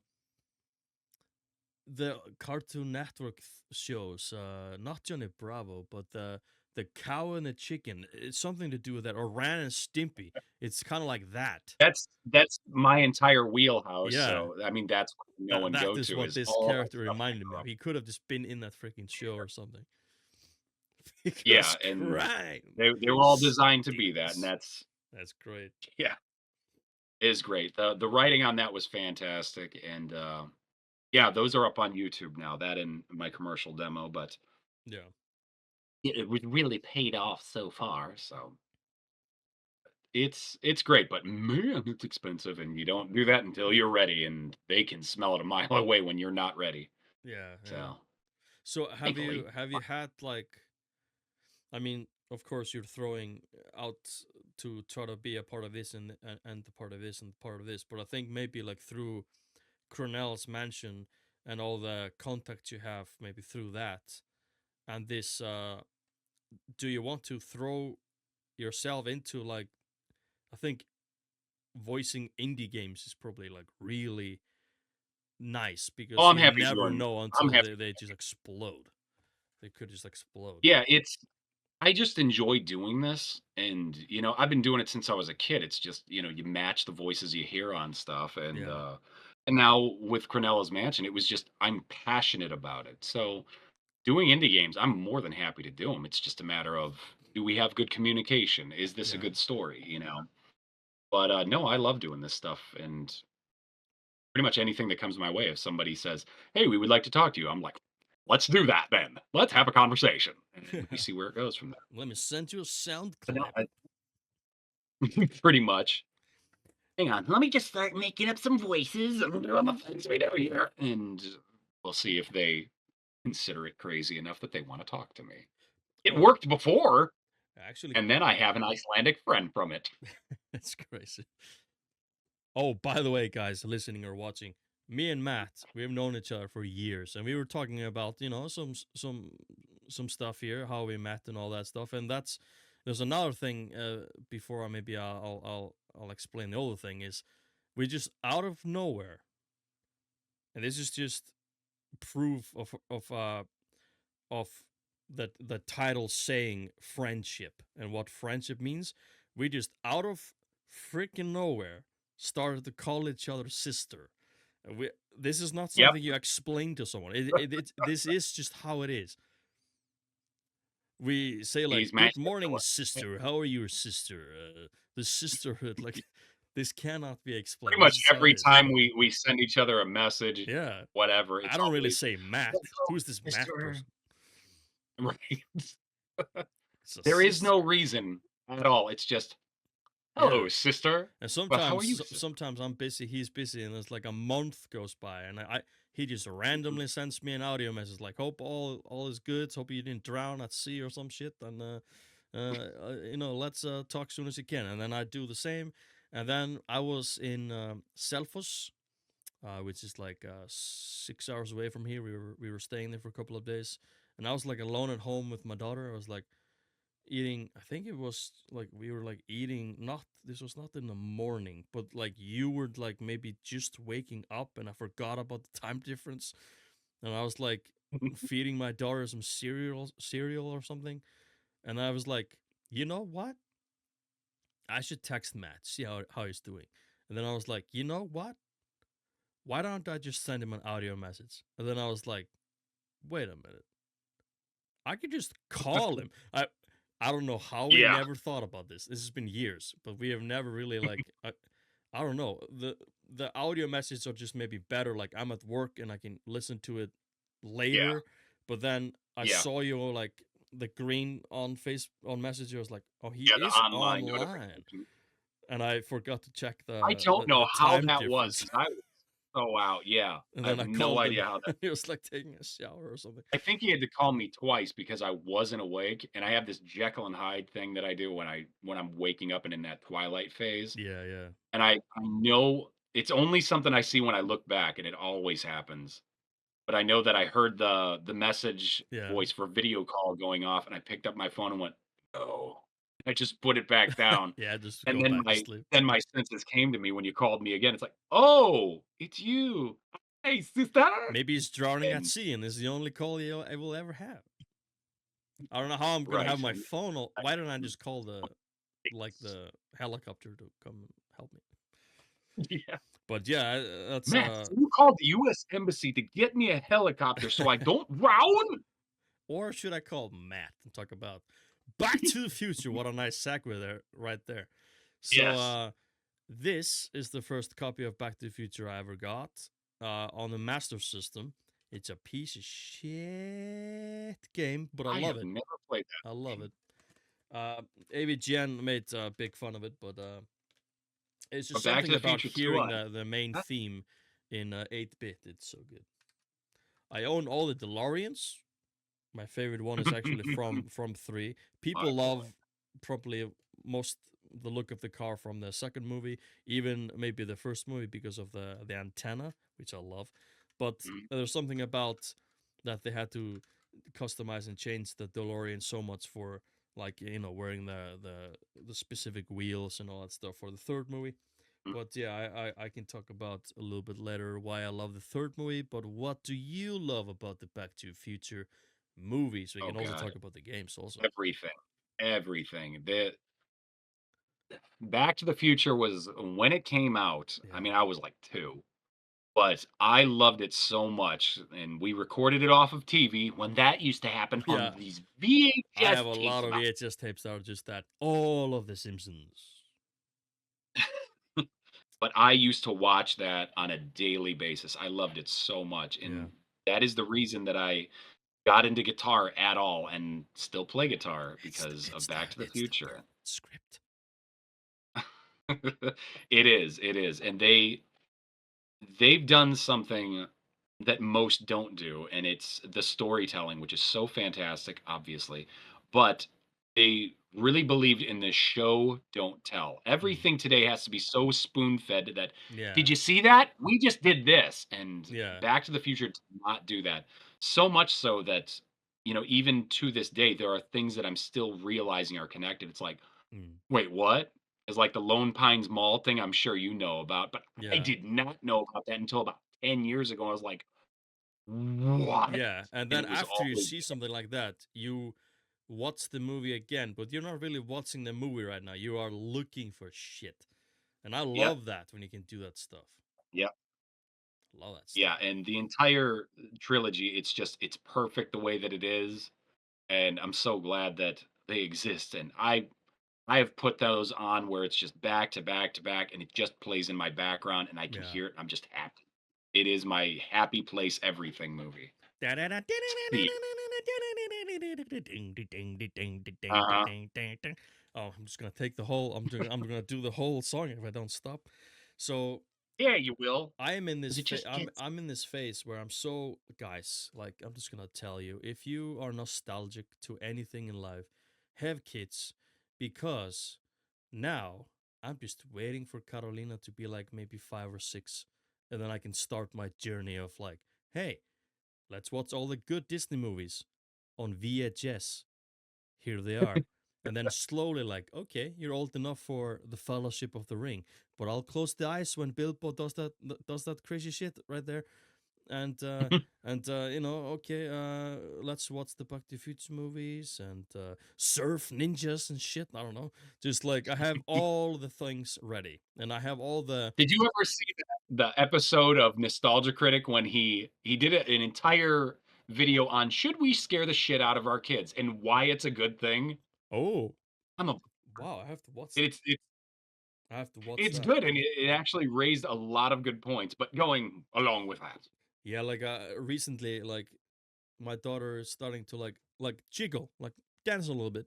It used to be like just the head, just bouncing with the head, Now she's starting to like dance and do like a circle. I'm like, oh, do I have the music for you? And my girlfriend is like, Streets of oh, you mean Rage. like something on the radio or something? No, no, no, no, no, no. Oh, something from like a movies? Yeah, yeah, yeah, yeah. But not today. Let me take you back. And then I like show like Back to the Future stuff or whatever.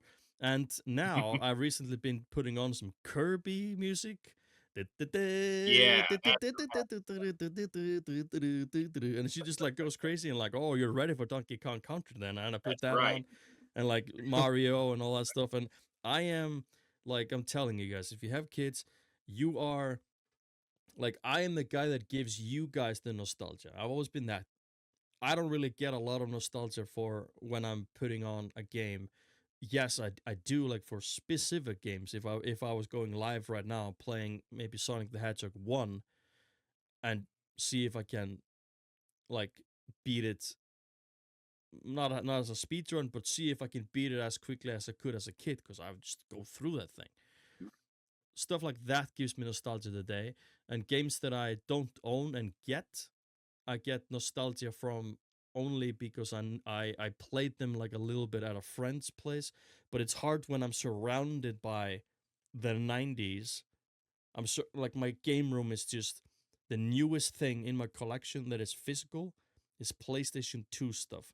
I have a couple of like PC games and people are like, "Oh, you have PC games." Well, it's King's Quest and shit. Like it's Sierra. Like it's not new. Like I don't need, I've never owned the PlayStation 3. If Uh it's new to uh you, it don't matter. yeah, like so like my Steam is full of new games, but usually the new games that I play are like new retro games. It's quite funny. Of course, I've played Red Dead Redemption 2, but that's in the Wild West. I'm a sucker for the Wild West, so yes, the graphics are amazing, but I'm still playing something that is like nostalgic to me and going back in time. Mhm. So yeah, like when I say that when I'm playing like of course I love the music from Donkey Kong Country, but when I see my daughter like jiggle to like dun, dun, dun, dun, dun, dun, just the beginning of the main menu sound, I'm like, oh, here we go. And I start to dance too.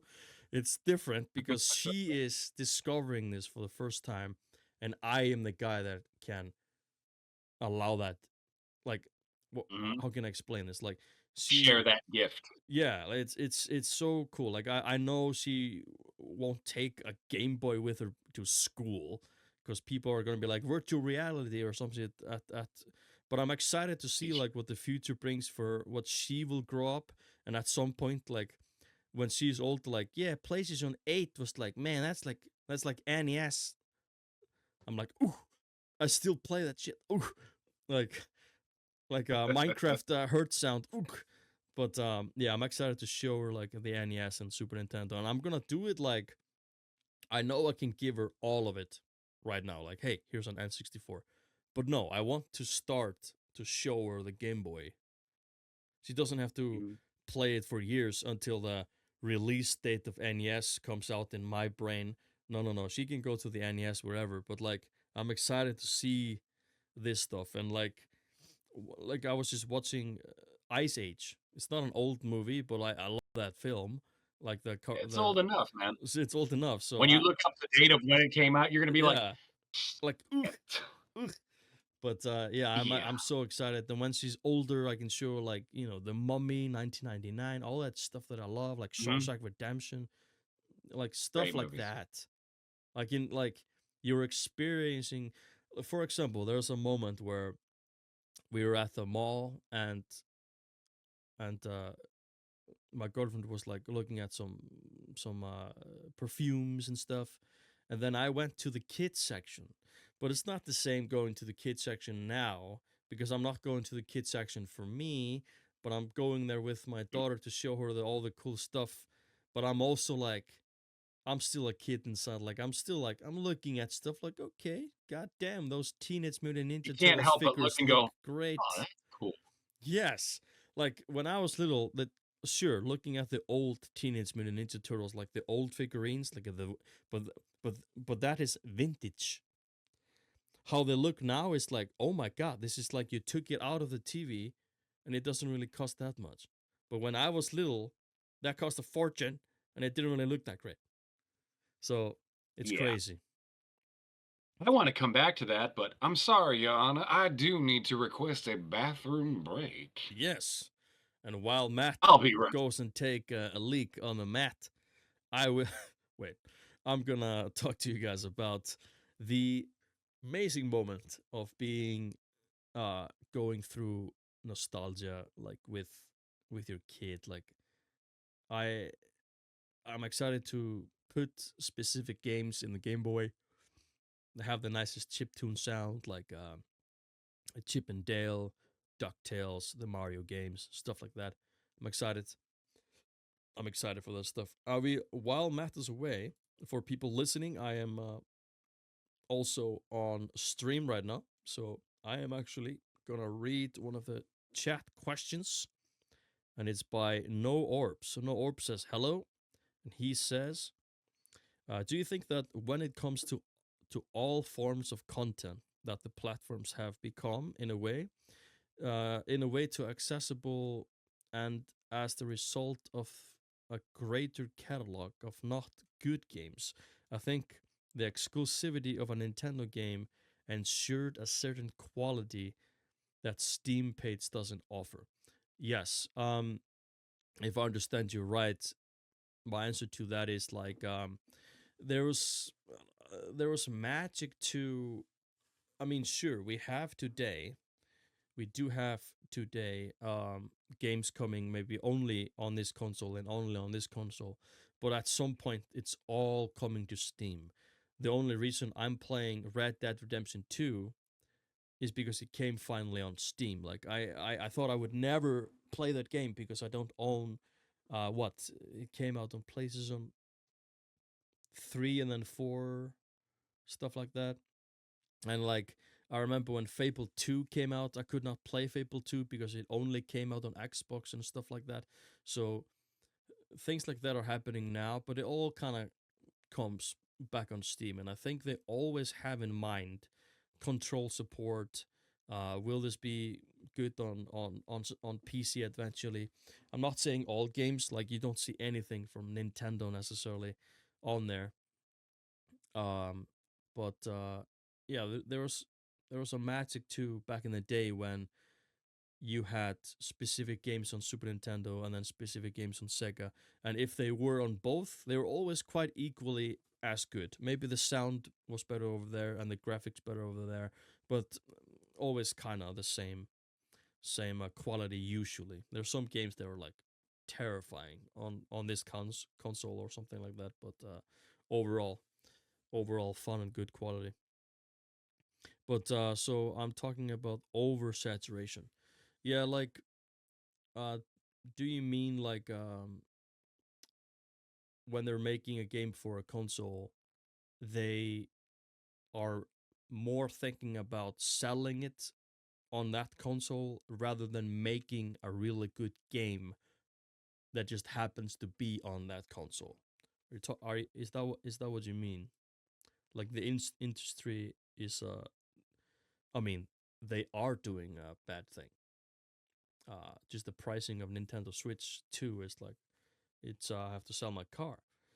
Um, and then you said also here, and another thing is I'm interested in comparing how do you feel about universities or colleges adopting gaming as a curricular focus.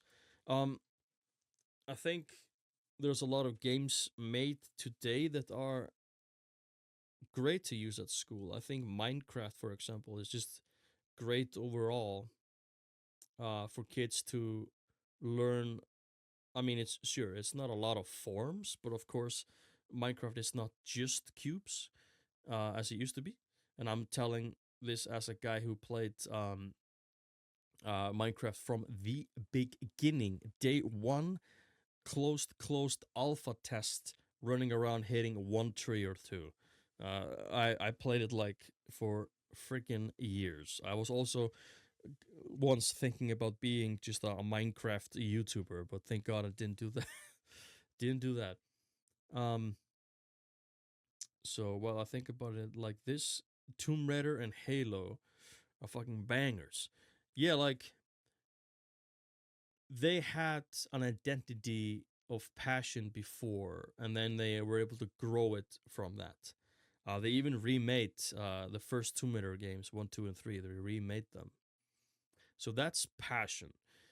If you don't have passion and a talented crew, and that talented crew has passion, then you can either make a good game with your heart, or you're just throwing like shit out there and see if it sticks. For example, Duke Nukem Forever was that type of thing.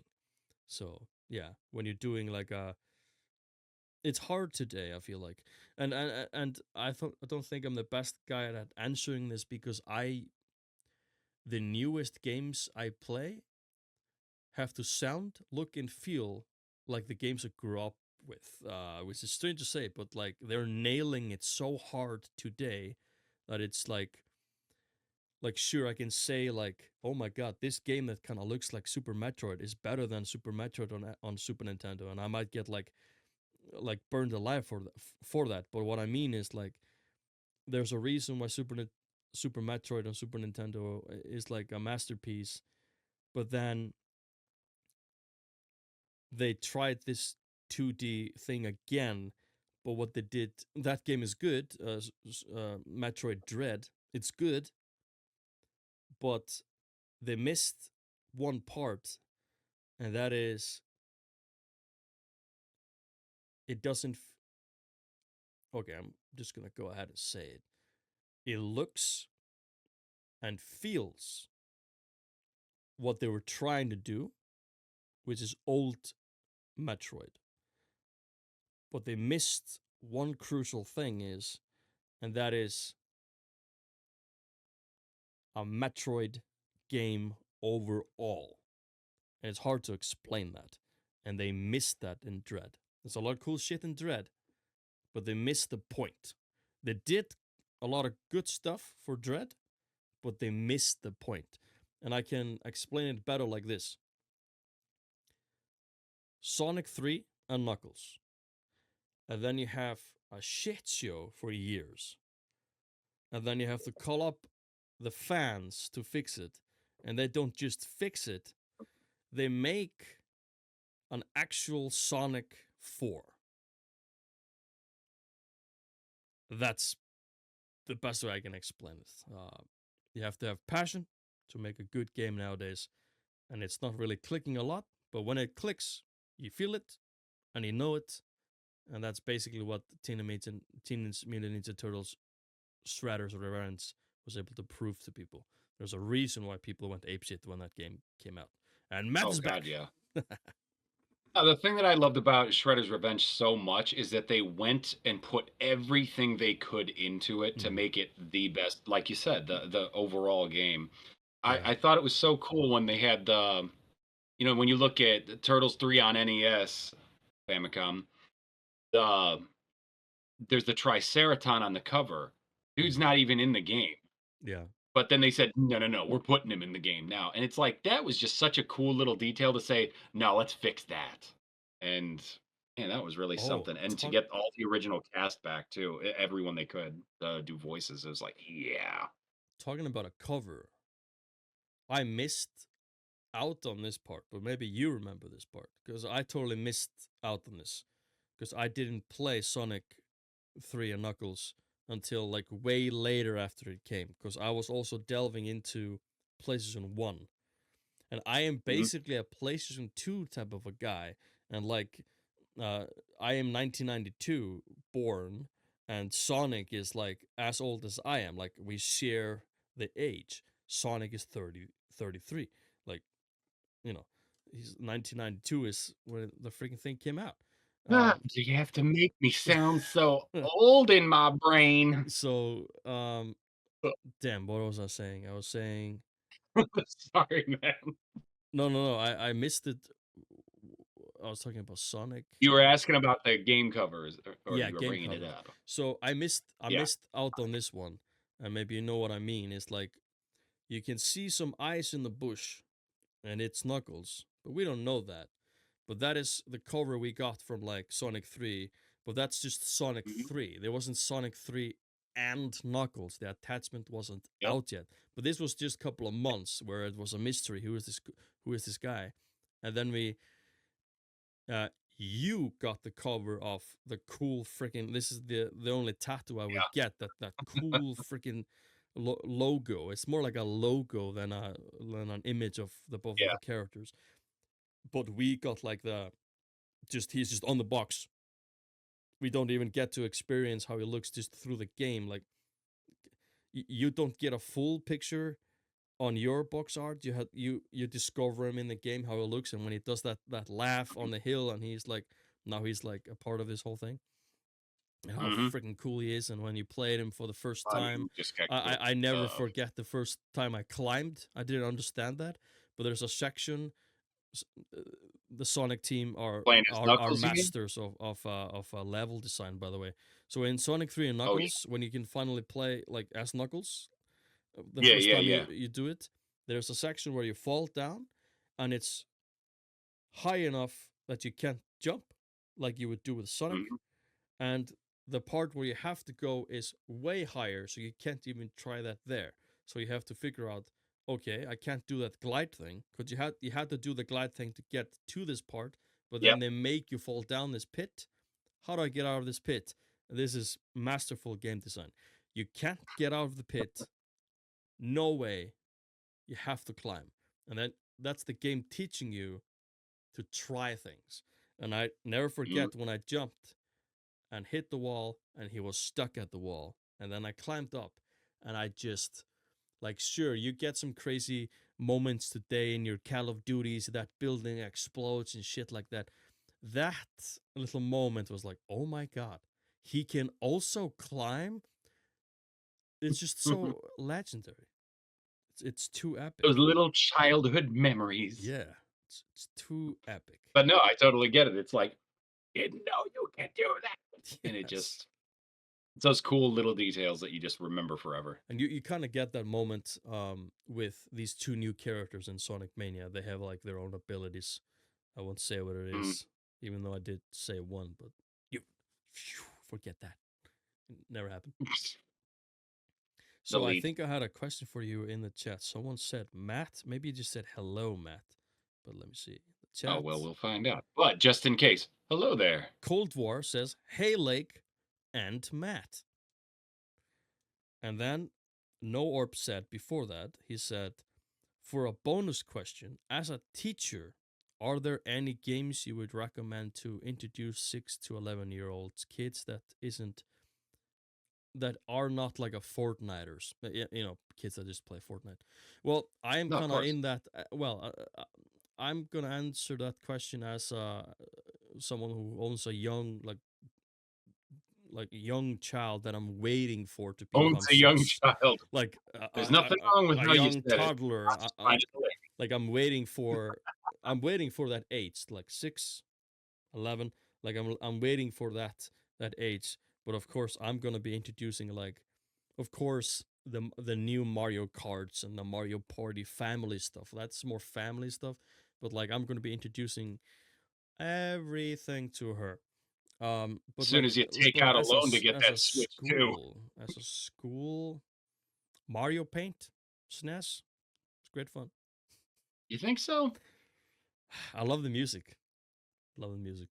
Oh, the music's just I great. liked, actually, the only thing I like about Mario Paint is back in the day watching Matt, no, not Matt, Mike Matai draw I know where you're with the going with Super this. Nintendo, and then he did the whole.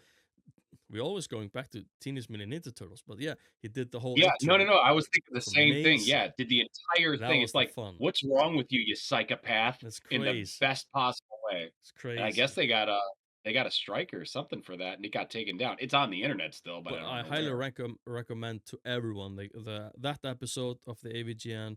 No, it's not AVGN episode. It's just a Cinemassacre episode. It's a Mike Matei thing where Yeah, he and did it. I want to talk a little bit about Mike.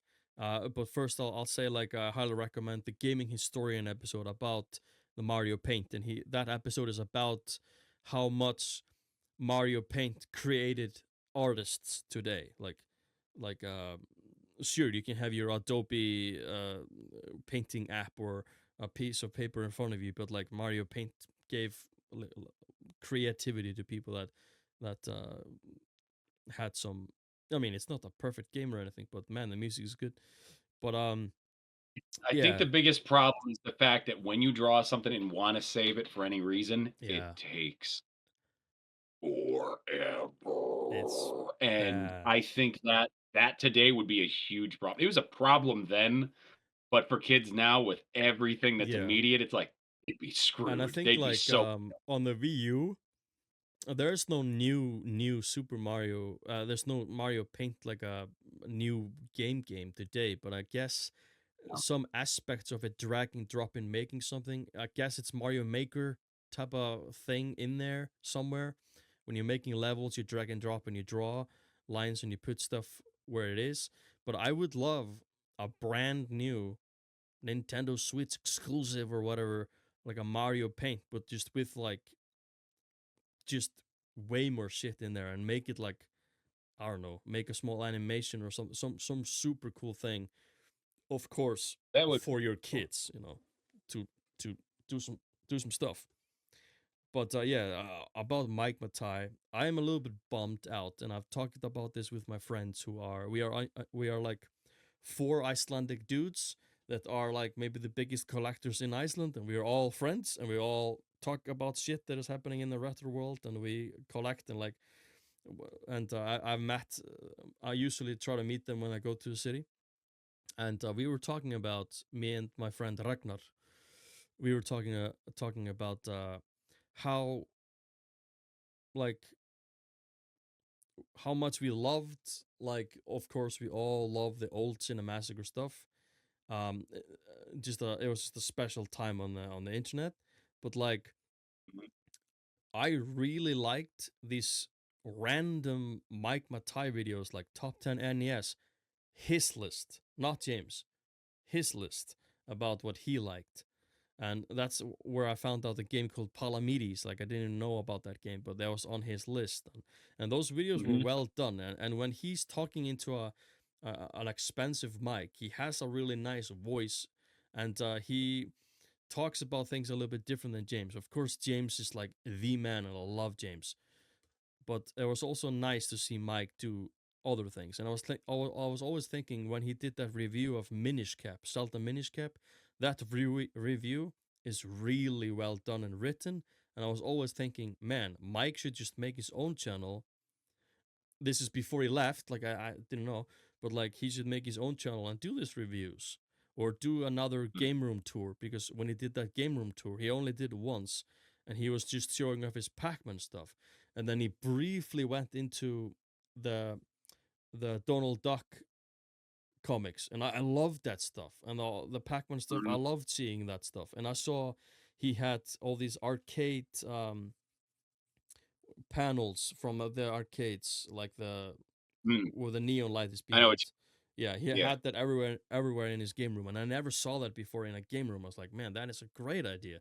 So like, I love that aspect of Mike Matai, but now Yeah. he only live streams, which I can't complain about because, I mean, I live stream a lot, and I guess I'm in that bubble.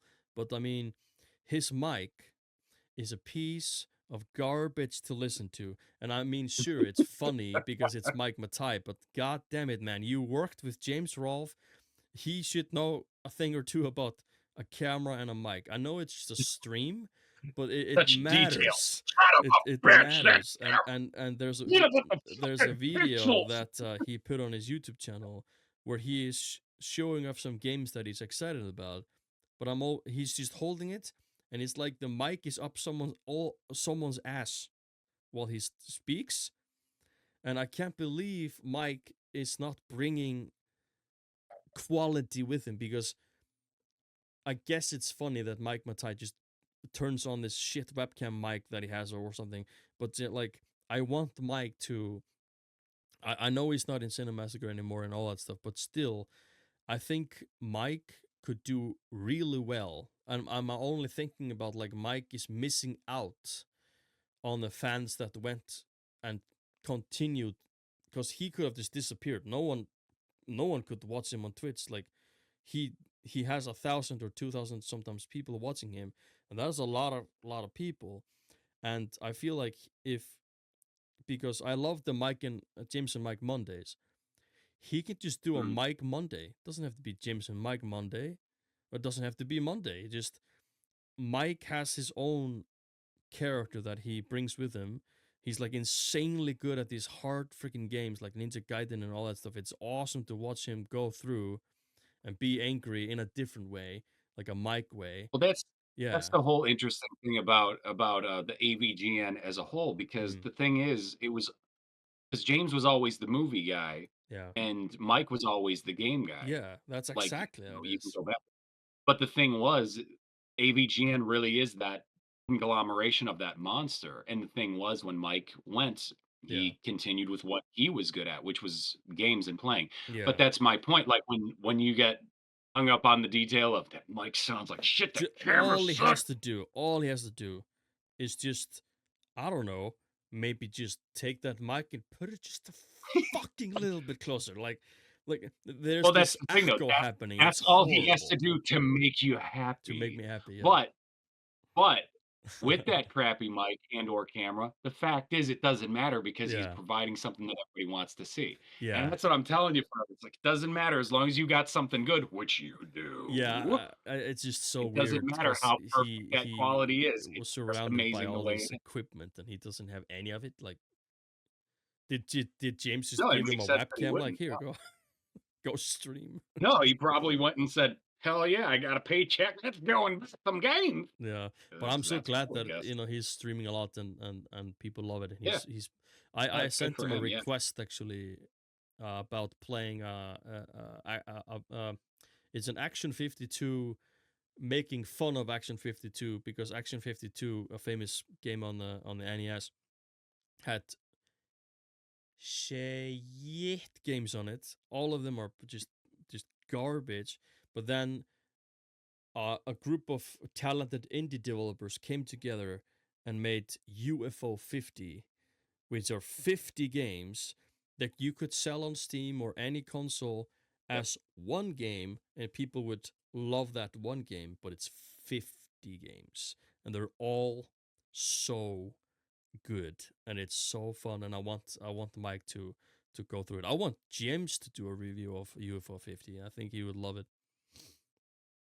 But Yeah, I think yeah, James you is were on a he's binge, like watching some Cinemassacre lately. I've also been. So how do you like it today? today, I think he's doing really well again because, Some anybody people that have knows his left. stuff when yeah, well, Yeah. of course. You know, when Screamwave came in and took a lot of the weight, it's okay. It's eh, but it seems that where James picked it back up in the last year or so, or however long it's been, I don't know. Mm. But I really enjoy what he's doing again, and it has his fingerprints all over it. I So like no this matter who's neighbor helping that him, is it's with like him now. They have nice chemistry. I haven't really watched a whole lot of that. I've seen it in some of the ABGN I mean, episodes and it's not whatnot, as but legendary. Nothing can be as legendary as James and Mike Mondays, but this guy, they are obviously like great friends, and they are doing really nice this stuff. But like, there's three things that make me happy, and that happened maybe 3 years ago when I was like, I'm not saying it as a bad thing, but I was trying to like the new stuff as much as the old stuff is impossible you can. because we have those nostalgic glasses, and I grew up with AVGN from the I don't think it's beginning. that either. Just saying. Yeah, I think it's just just something has lost there. But what is hasn't been lost is those special episodes that just randomly come out that is only James. Like when he's talking about the video game stores, how much he loved that back in the day. There's one episode where he's just talking about his tiny VHS store in his house, and he's talking about the momentum and the feeling of going in the store and just looking at the back, and that's all you have to go on, or like a trailer. yep.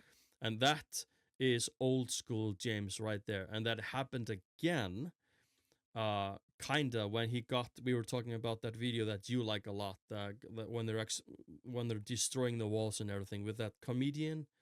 Oh, yeah, the with Keith Apicary, Yeah, they did that Christmas one, that just was kind of destroyed the shining through some old Mike and Bootsy type of feel, but like a new character that could have just mm, completely been a part of them as the fourth character with all that was yeah. I loved that chemistry between them, and of course Mike was with them in that.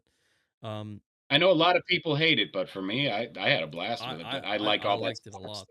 thing and I don't understand why people didn't like it because they were going through all these like weird accessories, but as two goofy characters, and the goofiest one was this new one, and he was always like hitting himself with a bottle or something. And I think they're just, I think nowadays I just want James to be happy and just seeing him play on that guitar in that band thing. I'm not even listening to the songs. Sure, they're good, but just seeing like there's one moment in that first song by Wipers. What are they called? Something Rex Viper. Rex Wiper. That first song they did, Top Gun slash something else, Top Gun Street Fighter maybe. There were some two games they mashed I together. know they've done a couple of them. I don't remember Yeah, what they did. I they see, I did a was Back never to the crazy Future episode, a from song that was actually really nice, and they used deep yeah. fake to have Marty on there. uh, But I was there's I just was something more on beautiful about seeing AVGN and James stuff. just Just not smiling and on just everything. playing on that guitar. I just like Right. I love seeing James have a glimpse of like I'm not saying James has changed, but of course you change when you're not Well, he became a the dad. guy You can that relate. controlling the train or whatever you can say, you know. Maybe he's Mm, controlling it more now, but he maybe. that podcast though. I listened to a couple of podcasts when they did that Cinemassacre podcast, Yeah, that and I didn't go swear to over well. God, it was just James having a bad time every episode, having a bad time I didn't watch it. I because just knew about it. he was just sitting there, and James always came with a really nice topic, but no one to bounce it off from.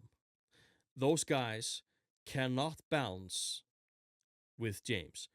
And that's what I got this awesome idea. And I even asked if people like if it would happen, it would have been so cool. But of course, like it would never happen. But I think it would have been so cool if James would have gotten Bootsy on just one episode, and they would talk about the making of all the board games because I know James Rolfe loves the AVGN and all that stuff, but there was something special about Board James, and I have the statue of Board James right there. Board James needs to come back. I think James will have so much fun with Board James. Well, the knowing the little bits that we have been given about The whole how thing, yeah, how technical that whole thing, it's sad. I yeah, wish that people could just say, "This ain't worth it. Let's just be cool with each other and yeah, let shit go." I wish that could be the case, but unfortunately, that's what happens when you hire your friends to go into business with. A lot of decisions make problems, and I don't know the ins and outs, but yeah. yeah. It's just It's I love we were watching me and Ragnar, that collector friend of mine. We were thinking about watching together the old, I guess it was a tutorial by Bootsy how to beat Silver Surfer, how to beat Battletoads, and of course we didn't get how to beat Back to the Future 3 on Sega Genesis, but he did it first try, and the face of James and Mike when Bootsy just like puts the controller down, like he just beat the last level of Back to the Future 3 on the train, freaking unbelievably hard level. He just beat it. He just puts the controller down. He's like, whew, that is the most Bootsy thing ever. He's just like, comes in. It's not scripted. It was actually just like it was just actually happening. And I miss those three amigos together. I just loved everything about those guys. You know, the nerd, and then motherfucker Mike, and then bad luck Bootsy. Like those like Mhm. as the characters. Like I love that stuff, and I hate it so much. Mhm. Something happened, something.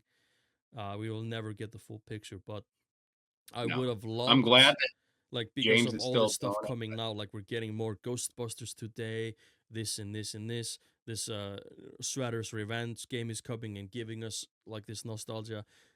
But what I would Mhm. love the most is those three on a podcast episode, everything just behind them, whatever, and just have a little bit of a chat about old school Cinemassacre. Just Mhm. just give us a little bit of a walk down memory lane. And it's not just for Yeah. us, it's for them too, just to kind of just laugh about that crazy song that Bootsy made for that fake commercial about that tornado board game, and Anorexia. that video blew up, and like, oh my god, Mhm. I love that stuff so much. I wish they could, and I hope they do someday. We'll see. Yeah, damn it, I want it so I bad. know, right? One day you and me will have bad blood, and then we will look back at how they destroyed Bootsy and James, and then we will be friends again. Well, I mean, that's always been the plan, so. There's gonna be a plan like, hey, next year around January, we're gonna hate each other for 4 years, and then we're gonna have another like a reunion podcast. But of course, it's all planned for the views. I don't I mean, even. there They is don't even that. have to go on a podcast. They can meet off camera. I don't care. Just meet and have a chat. Make your peace, gentlemen. I don't even know if James and Mike talk. I don't even As know far as I how know, bad that was. I don't think it as was far as I know. necessarily bad, but maybe it was bad. It's hard to say. Yeah, but I'm glad. You could speculate forever, but I'm not glad a whole that lot. James is doing some good stuff now, though. Mhm. I think we can have one last topic. I I mean, hope you we do. can always do more and more podcasts. This is not the first episode, my friend, my sister. But I want to talk about Check to my schedule. kind of end down this episode. Mhm. Do you have like a dream game? And it doesn't have you can just completely just throw it out there as a do you have like a game that you always wanted to play, and you just, if it could be made perfect as you would love how it would look and feel and sound and everything, and this crew and these people, do you have a game in mind that you would love? And I'll answer you after you have set your dream. Do you have a dream A game? perfect game that I would play. Yes. Metal Gear Solid 6 Yeah, with the original. and how would the look be? Like you want old school, something about the PlayStation 2 No, or 3, or I think it should just be the continuation. I want to see that story wrapped up because I got into the conspiracy about it. yeah, I don't know if you're how big you are on Metal Gear Solid or if you followed the series, but I watched this entire breakdown by Python Selkin, yeah. which is amazing. Did you play Metal Gear Solid 5? Phantom Pain? I didn't play it, but I was at my friend's place, and he was always like putting it on and showing me all this cool stuff in it. So I never really played it, but he was Yeah, just showing me. He showed me the box, like hiding in the yeah. box. He showed me like all the stuff and the open world aspect of it. And I was like, oh my god! So Oh, it's a see, I game I cannot always talk wanted to play. about this conspiracy Yeah, because who that character is when 10 years after this game came out, I've been watching and paying attention to this whole thing. I am a believer in it, and it's like, oh my god, please do a 6. Because the things that were supposed to happen for 6, it's like, please. But I have no idea how that's going to go forward. But I would love to see it based on the Python Selkin findings of what it could potentially mean. I love it and I want it so badly. but But we'll see, have I you guess. played Death Stranding? Good God, yes. Did you know the I environment is a 3D scanned, point by point, river by river, rock by rock, everything in the middle of Iceland. I know where this location is, and it's called No. Vik. The Okay, look, that's nuts. I did the not know that. environment of Death Stranding, it's not Norway, it's not Sweden, it's Iceland, and they scanned Vik.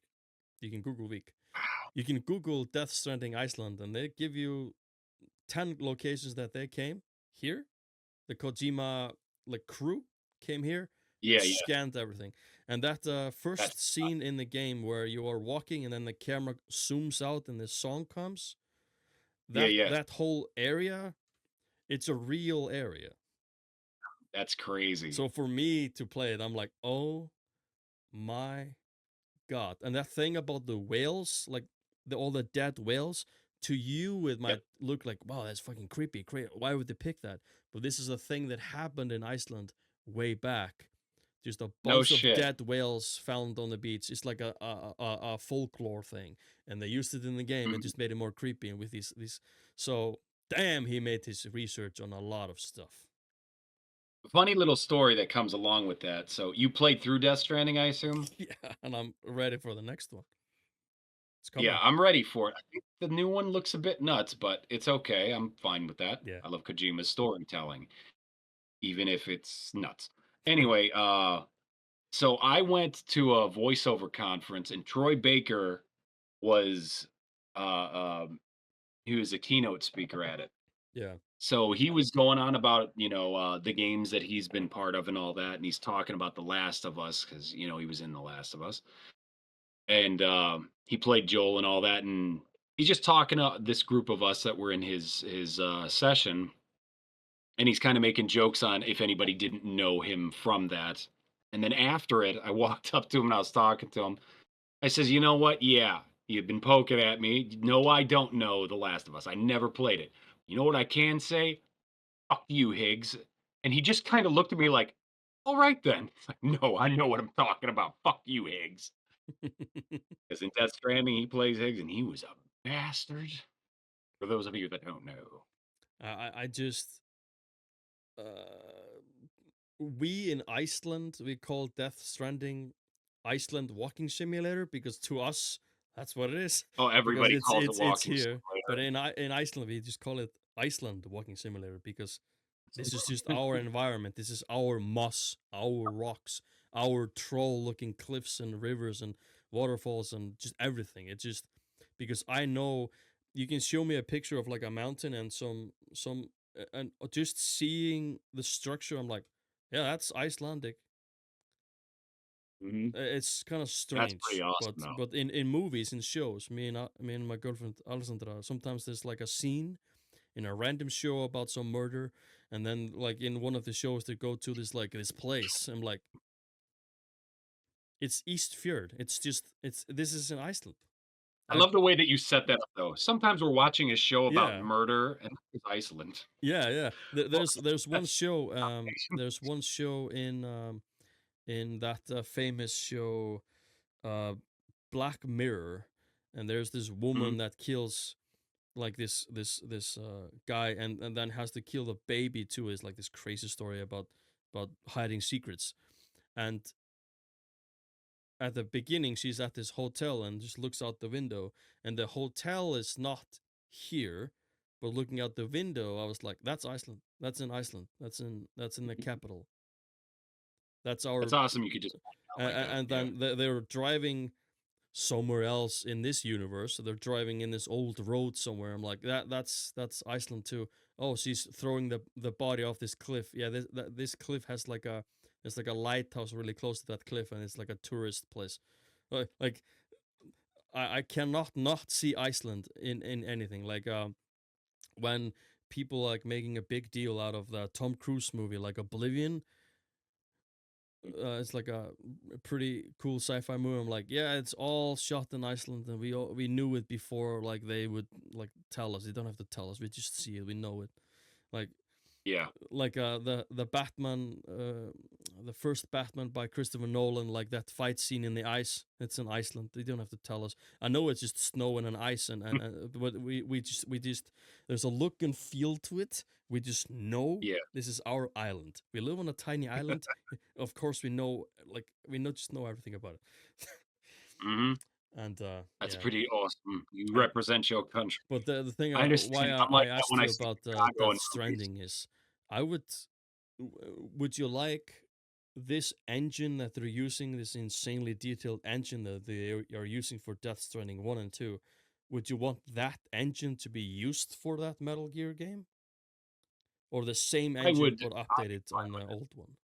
No, I'd be fine with it. Metal Gear is always they've always pushed the limits of what was Evolved, possible and yeah. how I much remember the yeah. PlayStation 2 games were just like unbelievable graphics. Yeah, yeah, and when they now that Konami's remaking, Part 3 and making Metal Gear Solid 3 Delta, I Metal Gear Delta, whatever they call it now. Yeah. But, it looks incredible, and that's fine, but I'm like, "Give me the first one." And they're Yes. saying now, "Well, it might be difficult to do that." It's like, "Shut up and give me my first one. I don't care. I love Just 3, it's just great. do it. Give me 1."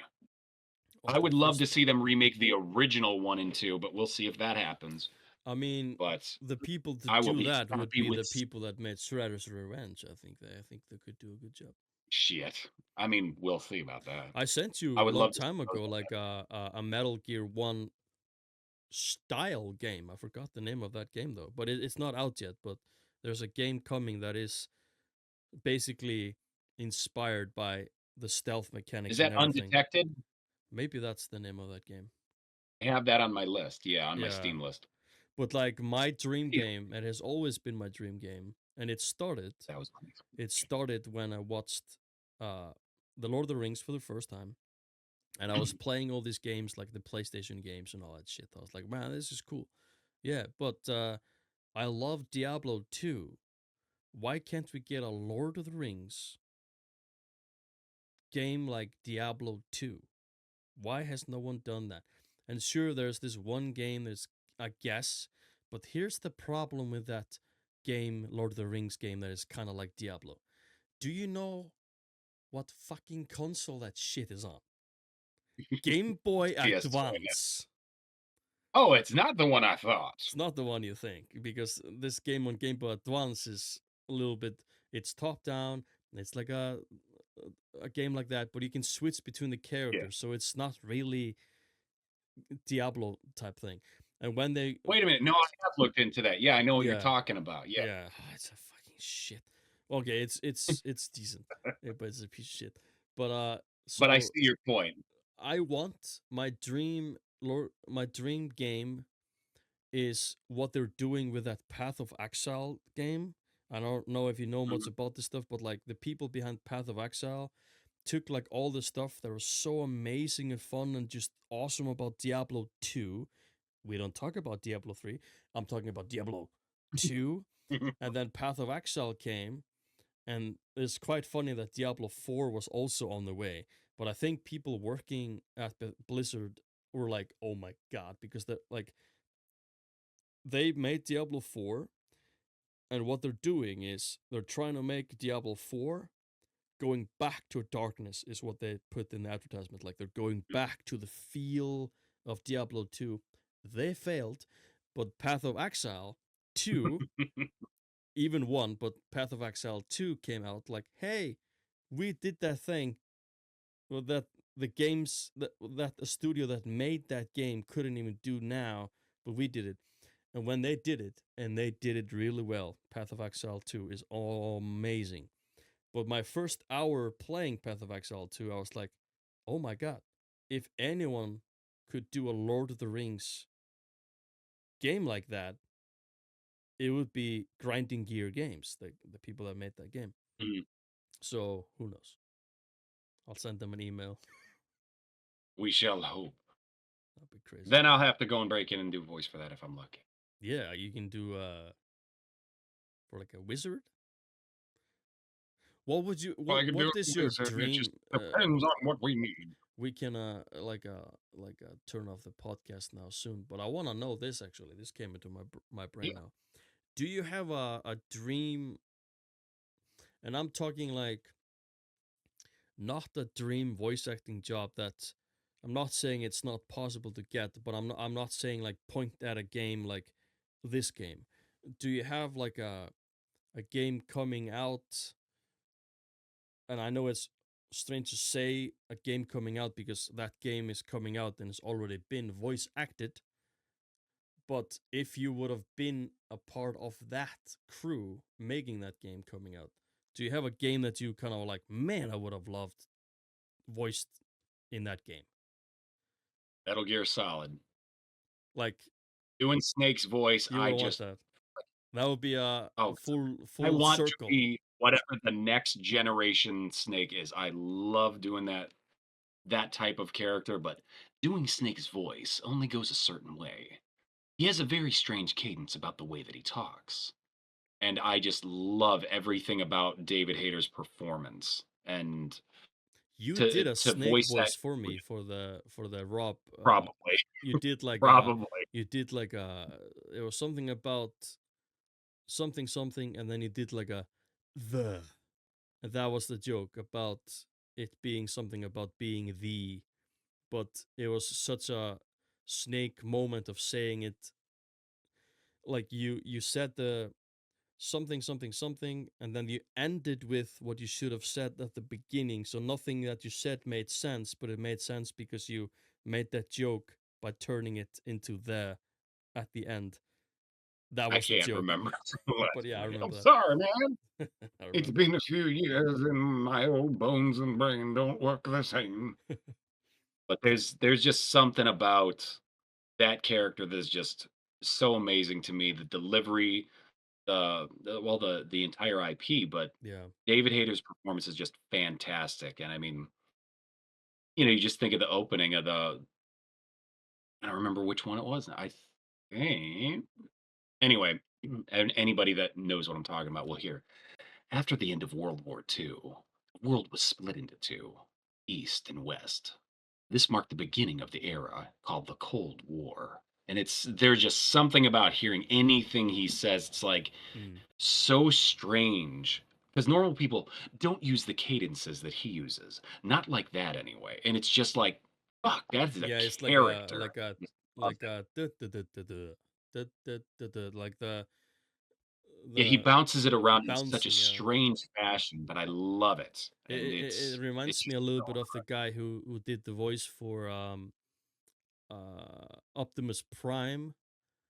It's not just yep, that he is deep voiced; it's how he says anything, and it's always dramatic. And I mean it in a good way. Like he could read yep, a grocery list, and you would be like, yep. "Holy shit, that is one fucking epic store," or something like. You Just you gotta look into it on when he YouTube. does that It's the whole thing how he came last up thing with about how he like did it's just there's some people that when they say a line, it's just it's the character say. It's not the voice. How can I it. say this? It's not the voice actor saying the line. The character is saying it. That's what the voice Yes. actor wants, right? So No, that's the best part about it. It's lines are just lines. They're more of a suggestion for the performance, yeah. unless somebody wants word for word, whatever. Those are just the skeleton to put the flesh onto. Mm. And I love that about when somebody is feeling a character so much, it's like, I don't think they would say that. What about this? Because you understand them enough that you know exactly what they would say rather than just, here is the printout. Yeah.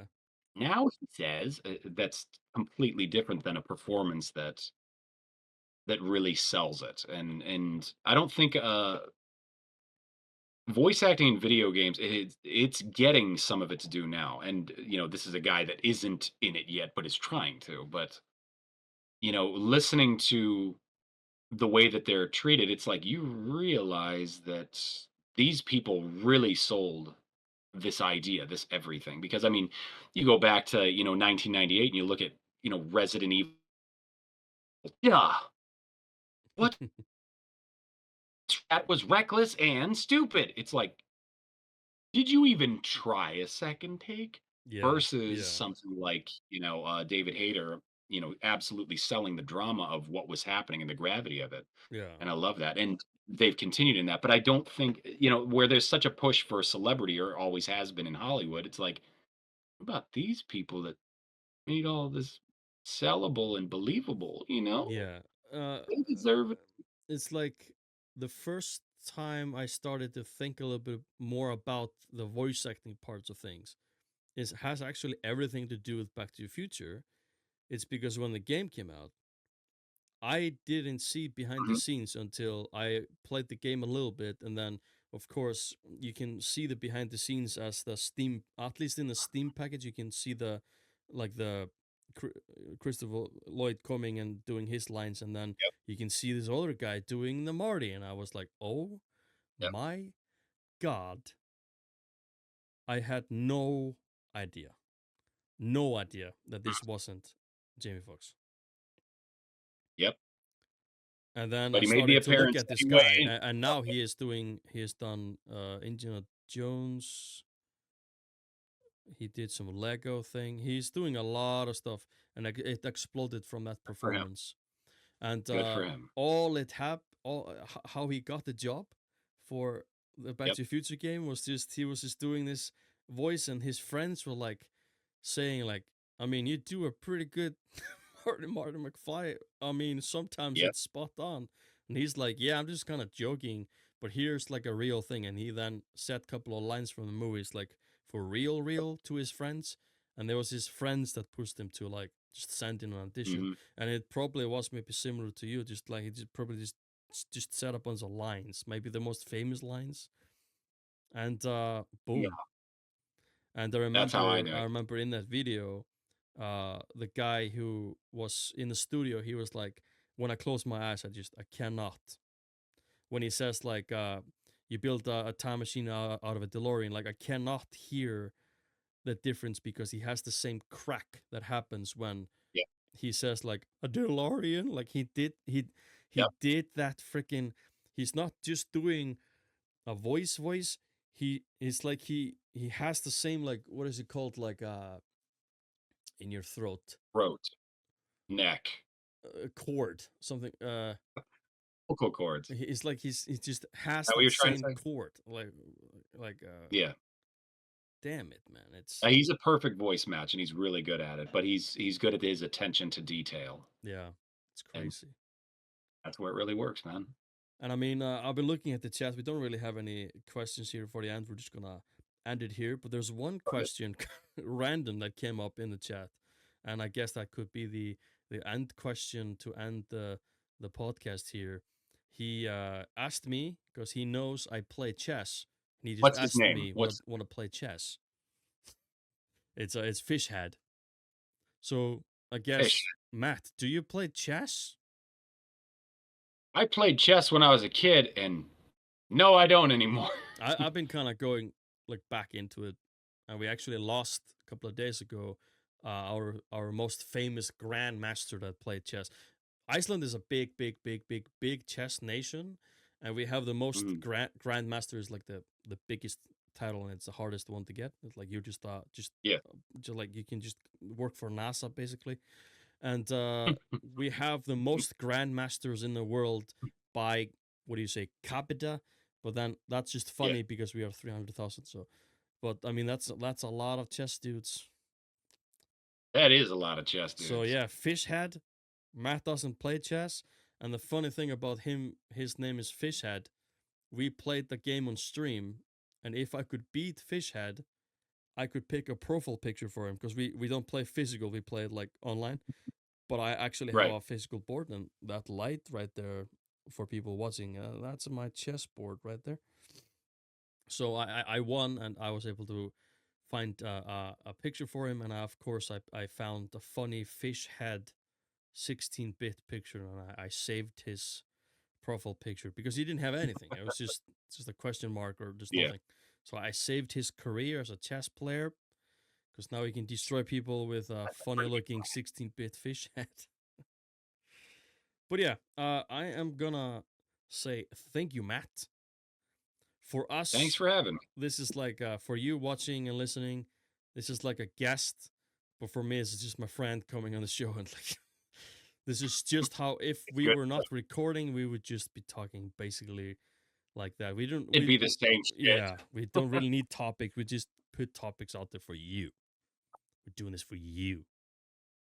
basically. Well, I guess that now that this has gone south and badly, so I'm just gonna never come back. So I mean, shit. what? So I guess before I click stop, Matt, do you have any last words? Well, thank you for having me on. It's nice to talk with you. It always is, and I'm glad that it was on this live stream. I hope that it's made some people happy on the other end of the video here. So, anybody that has any questions, if you got anything, bring it on. And by the way, But people listening, I did not change his voice, and I'm not using a filter. I'm not using some enhancement. This is the man of a voice, god of a voice. This is his voice. I might have like a Shure SM7B that I've never really tried to do anything with, and I can like go really close to the mic and sound like a god almighty himself. But Matt always has this smooth, sinister, funny, calming, and friendly voice. So keep a watch out for him in games. Who knows? Maybe a movie and a show. Are you interested in voicing like a show? Would you do that, or you only focus on games? oh no, I love all that. I mean, I grew up with cartoons, man. It's my happy place. That and video games. Video games was more secondary. I'd love to do cartoons and all that stuff. So, if somebody says, "We want your voice," then I'm going, "Okay." I'll do it. Sure. Here's a voice I clip. love doing it. No, I love doing it. So, if somebody wants to talk to me, I'm more than happy to listen and see what's what cuz it's just fun. Maybe I should do like an animated series. You could totally do it, man. Keep telling you. So, guys, thank you so much for joining me on the Leikjarinn podcast episode 3. It's hard to remember because it's been such a long time. But now, I mean, this one is an episode. This one is out. You're listening to it, obviously. You're watching it, obviously. But I have 3 guests planned. The thing is, right now, I don't know if it's for you, Matt, but right now, Easter is upon us, and a lot of people are Yes. busy through the Easter time. And then, of course, I have a job where I work seven days, and I have 7 days off and stuff. So I have guys listening and watching. I have a plan for 3 more guests. The first guest is all about actually not necessarily Sonic, but the topic of that whole episode is about how Sega, the company, made us feel. That's the whole thing about that one. My second, I'm not saying any names because I'm not sure who is 2, 3, and 4. But the third guest, at least I know, we're going to be talking about how, like our childhood with PlayStation 2. I am basically, my core is like a PlayStation 2 kid, but I know I own more Nintendo stuff, but that's just a flair. I am a Sega boy. When I hear that Sega, my heart goes Yeah. somewhere else. Oh my god, you're gonna have to do that. Would be your dream job to be the new Sega screamer for Sega. Imagine. It's short and Well, sweet. I mean, they kind of have to decide they want to get back into the game, You do like other than just. there were rumors that Sega is like coming back. There's been rumors about Dreamcast 2 for about 20 years, and it's And like, Atari came. do it or don't, guys. Come Atari on, girl. Atari came back, but then they left. So they, I mean, I don't know. Speaking of which, did you know that you can play Sonic the Hedgehog 1, 2, 3, and Sonic and Knuckles with an Atari joystick and play through it completely? what? Are you shitting me? You didn't know that? I did not know that, and I have all that shit you just said. I'm gonna have to try it on a stream. You could absolutely do it, and you can play Atari with a Sega controller for what it's worth. But yeah, Yeah, I knew that you can actually, use the but joystick to play Sonic the Hedgehog, any of them. damn it. Also, The talking more, about that being a funny thing, before we end this, I have to say, you have to try. There's a Sonic mod where you are Fat Sonic. oh God, I know You about know it. about that, I yeah? know. You start as Sonic, but you are not Yeah, allowed to take rings because he eats them and he gets fatter and fatter, and you just go so slow, and then you die out of yeah. heart attack. But yeah, that is a genius way. I actually used to have fun doing a similar thing, but there wasn't about being like fat and eating stuff. But I did this with Mario. I was trying to see if I could go through a level and collect this small amount of coins or whatever as I could. Like I was just trying to see if I Mhm. could.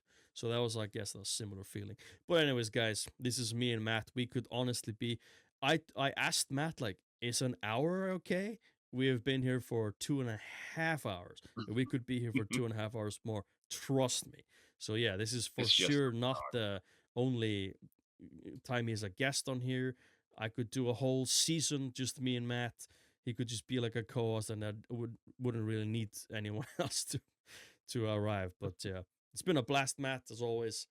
I gotta it has. go, Thanks for having me. and yeah, I'm gonna stop on the stream Take and the care, you guys recording. out there. And this has been Matt, guys, and yeah, he's a man of a voice of a man, and a sister Thank you, sister. in a dress. See you guys. Take care.